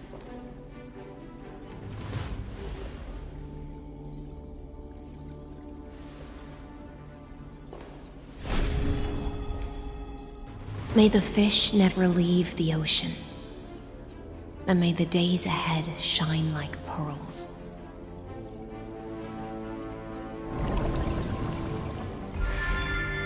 May the gentle sky watch over all beings. There'll be no more distinctions of status or rank. Only you, me, and everyone's shared hopes. Reason or defects, they will all be sown by my own hands. If there's anything else to say, I urge future scholars not to put me on a pedestal. Just make use of what I leave behind. May the newborn dawn keep keep the world's eyes ever bright. Their defiance may be bitter. Romance shall never perish.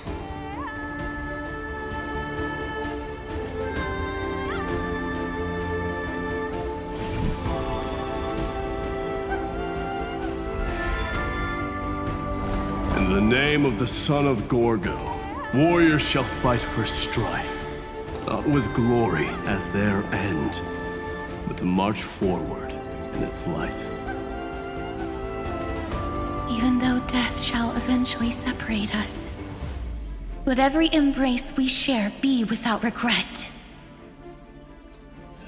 Why are you guys all so serious? Fine. Then I'll wish for there always to be water in deserts, and gold in fertile soil, and for everything in this mortal realm to be attainable through trickery.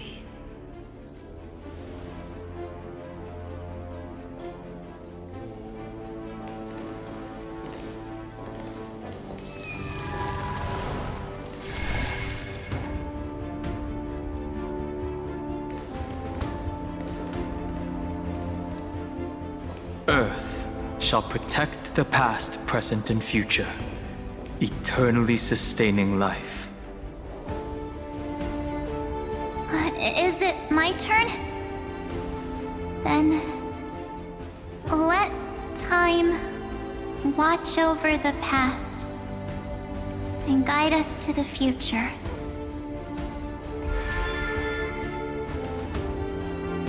Just like the Trailblaze. It isn't like you to be this serious, partner. Are you hesitating about how to carry out the divine authority of world-bearing? Or do you already know the answer in your heart?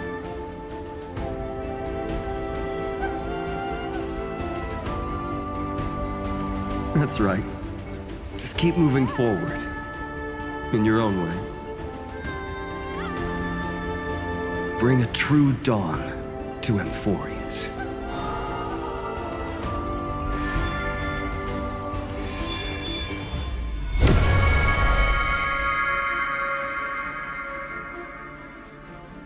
Then, in the name of world-bearing, I promise you, 𝐿𝐴𝐿𝐼 will never forget this. And now, let us all embark on this final grand journey. Stand with me and become heroes.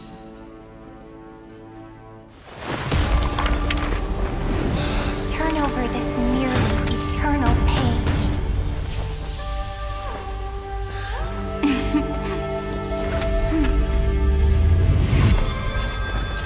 Let the Trailblaze rush ending unlike any that ever was.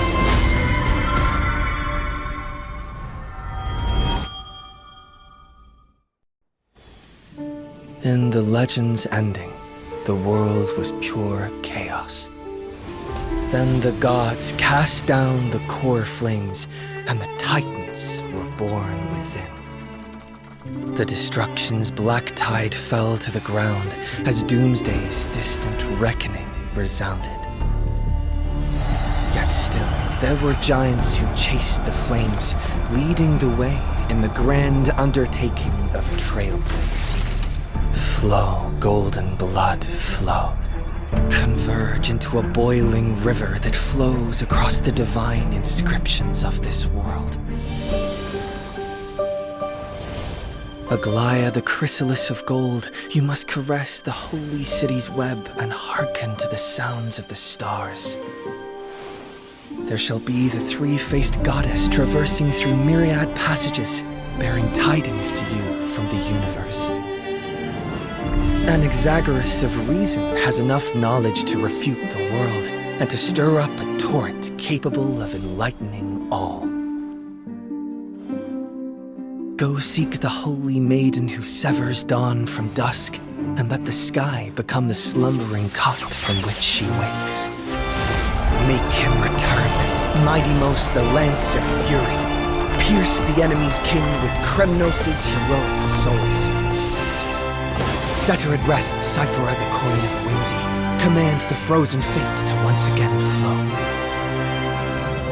And that hand of shadow Castorice, the master of the River of Souls.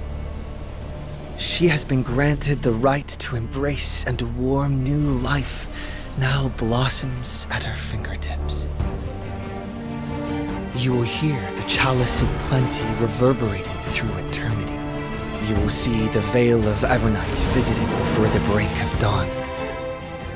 Until the journey's end, when all beings reach the end of the earth. And the nameless new king ascends the throne alongside countless heroes. To embark on the grand mission of deliverance. I have witnessed the distant past, where the blazing sun once etched the footprints of humanity. The children of humanity, known as the Chyros Heirs, have restored the gods' core flames and once more upheld the world. Losses are a constant on the flame chase journey, among which even life itself holds little value. Therefore, we cast even ourselves into the flame, only to inscribe the opening stroke in the poem of creation.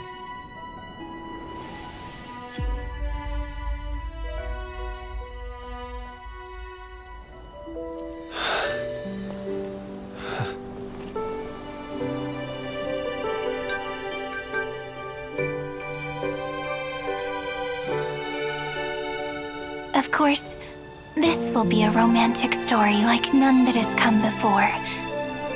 You think so too, right?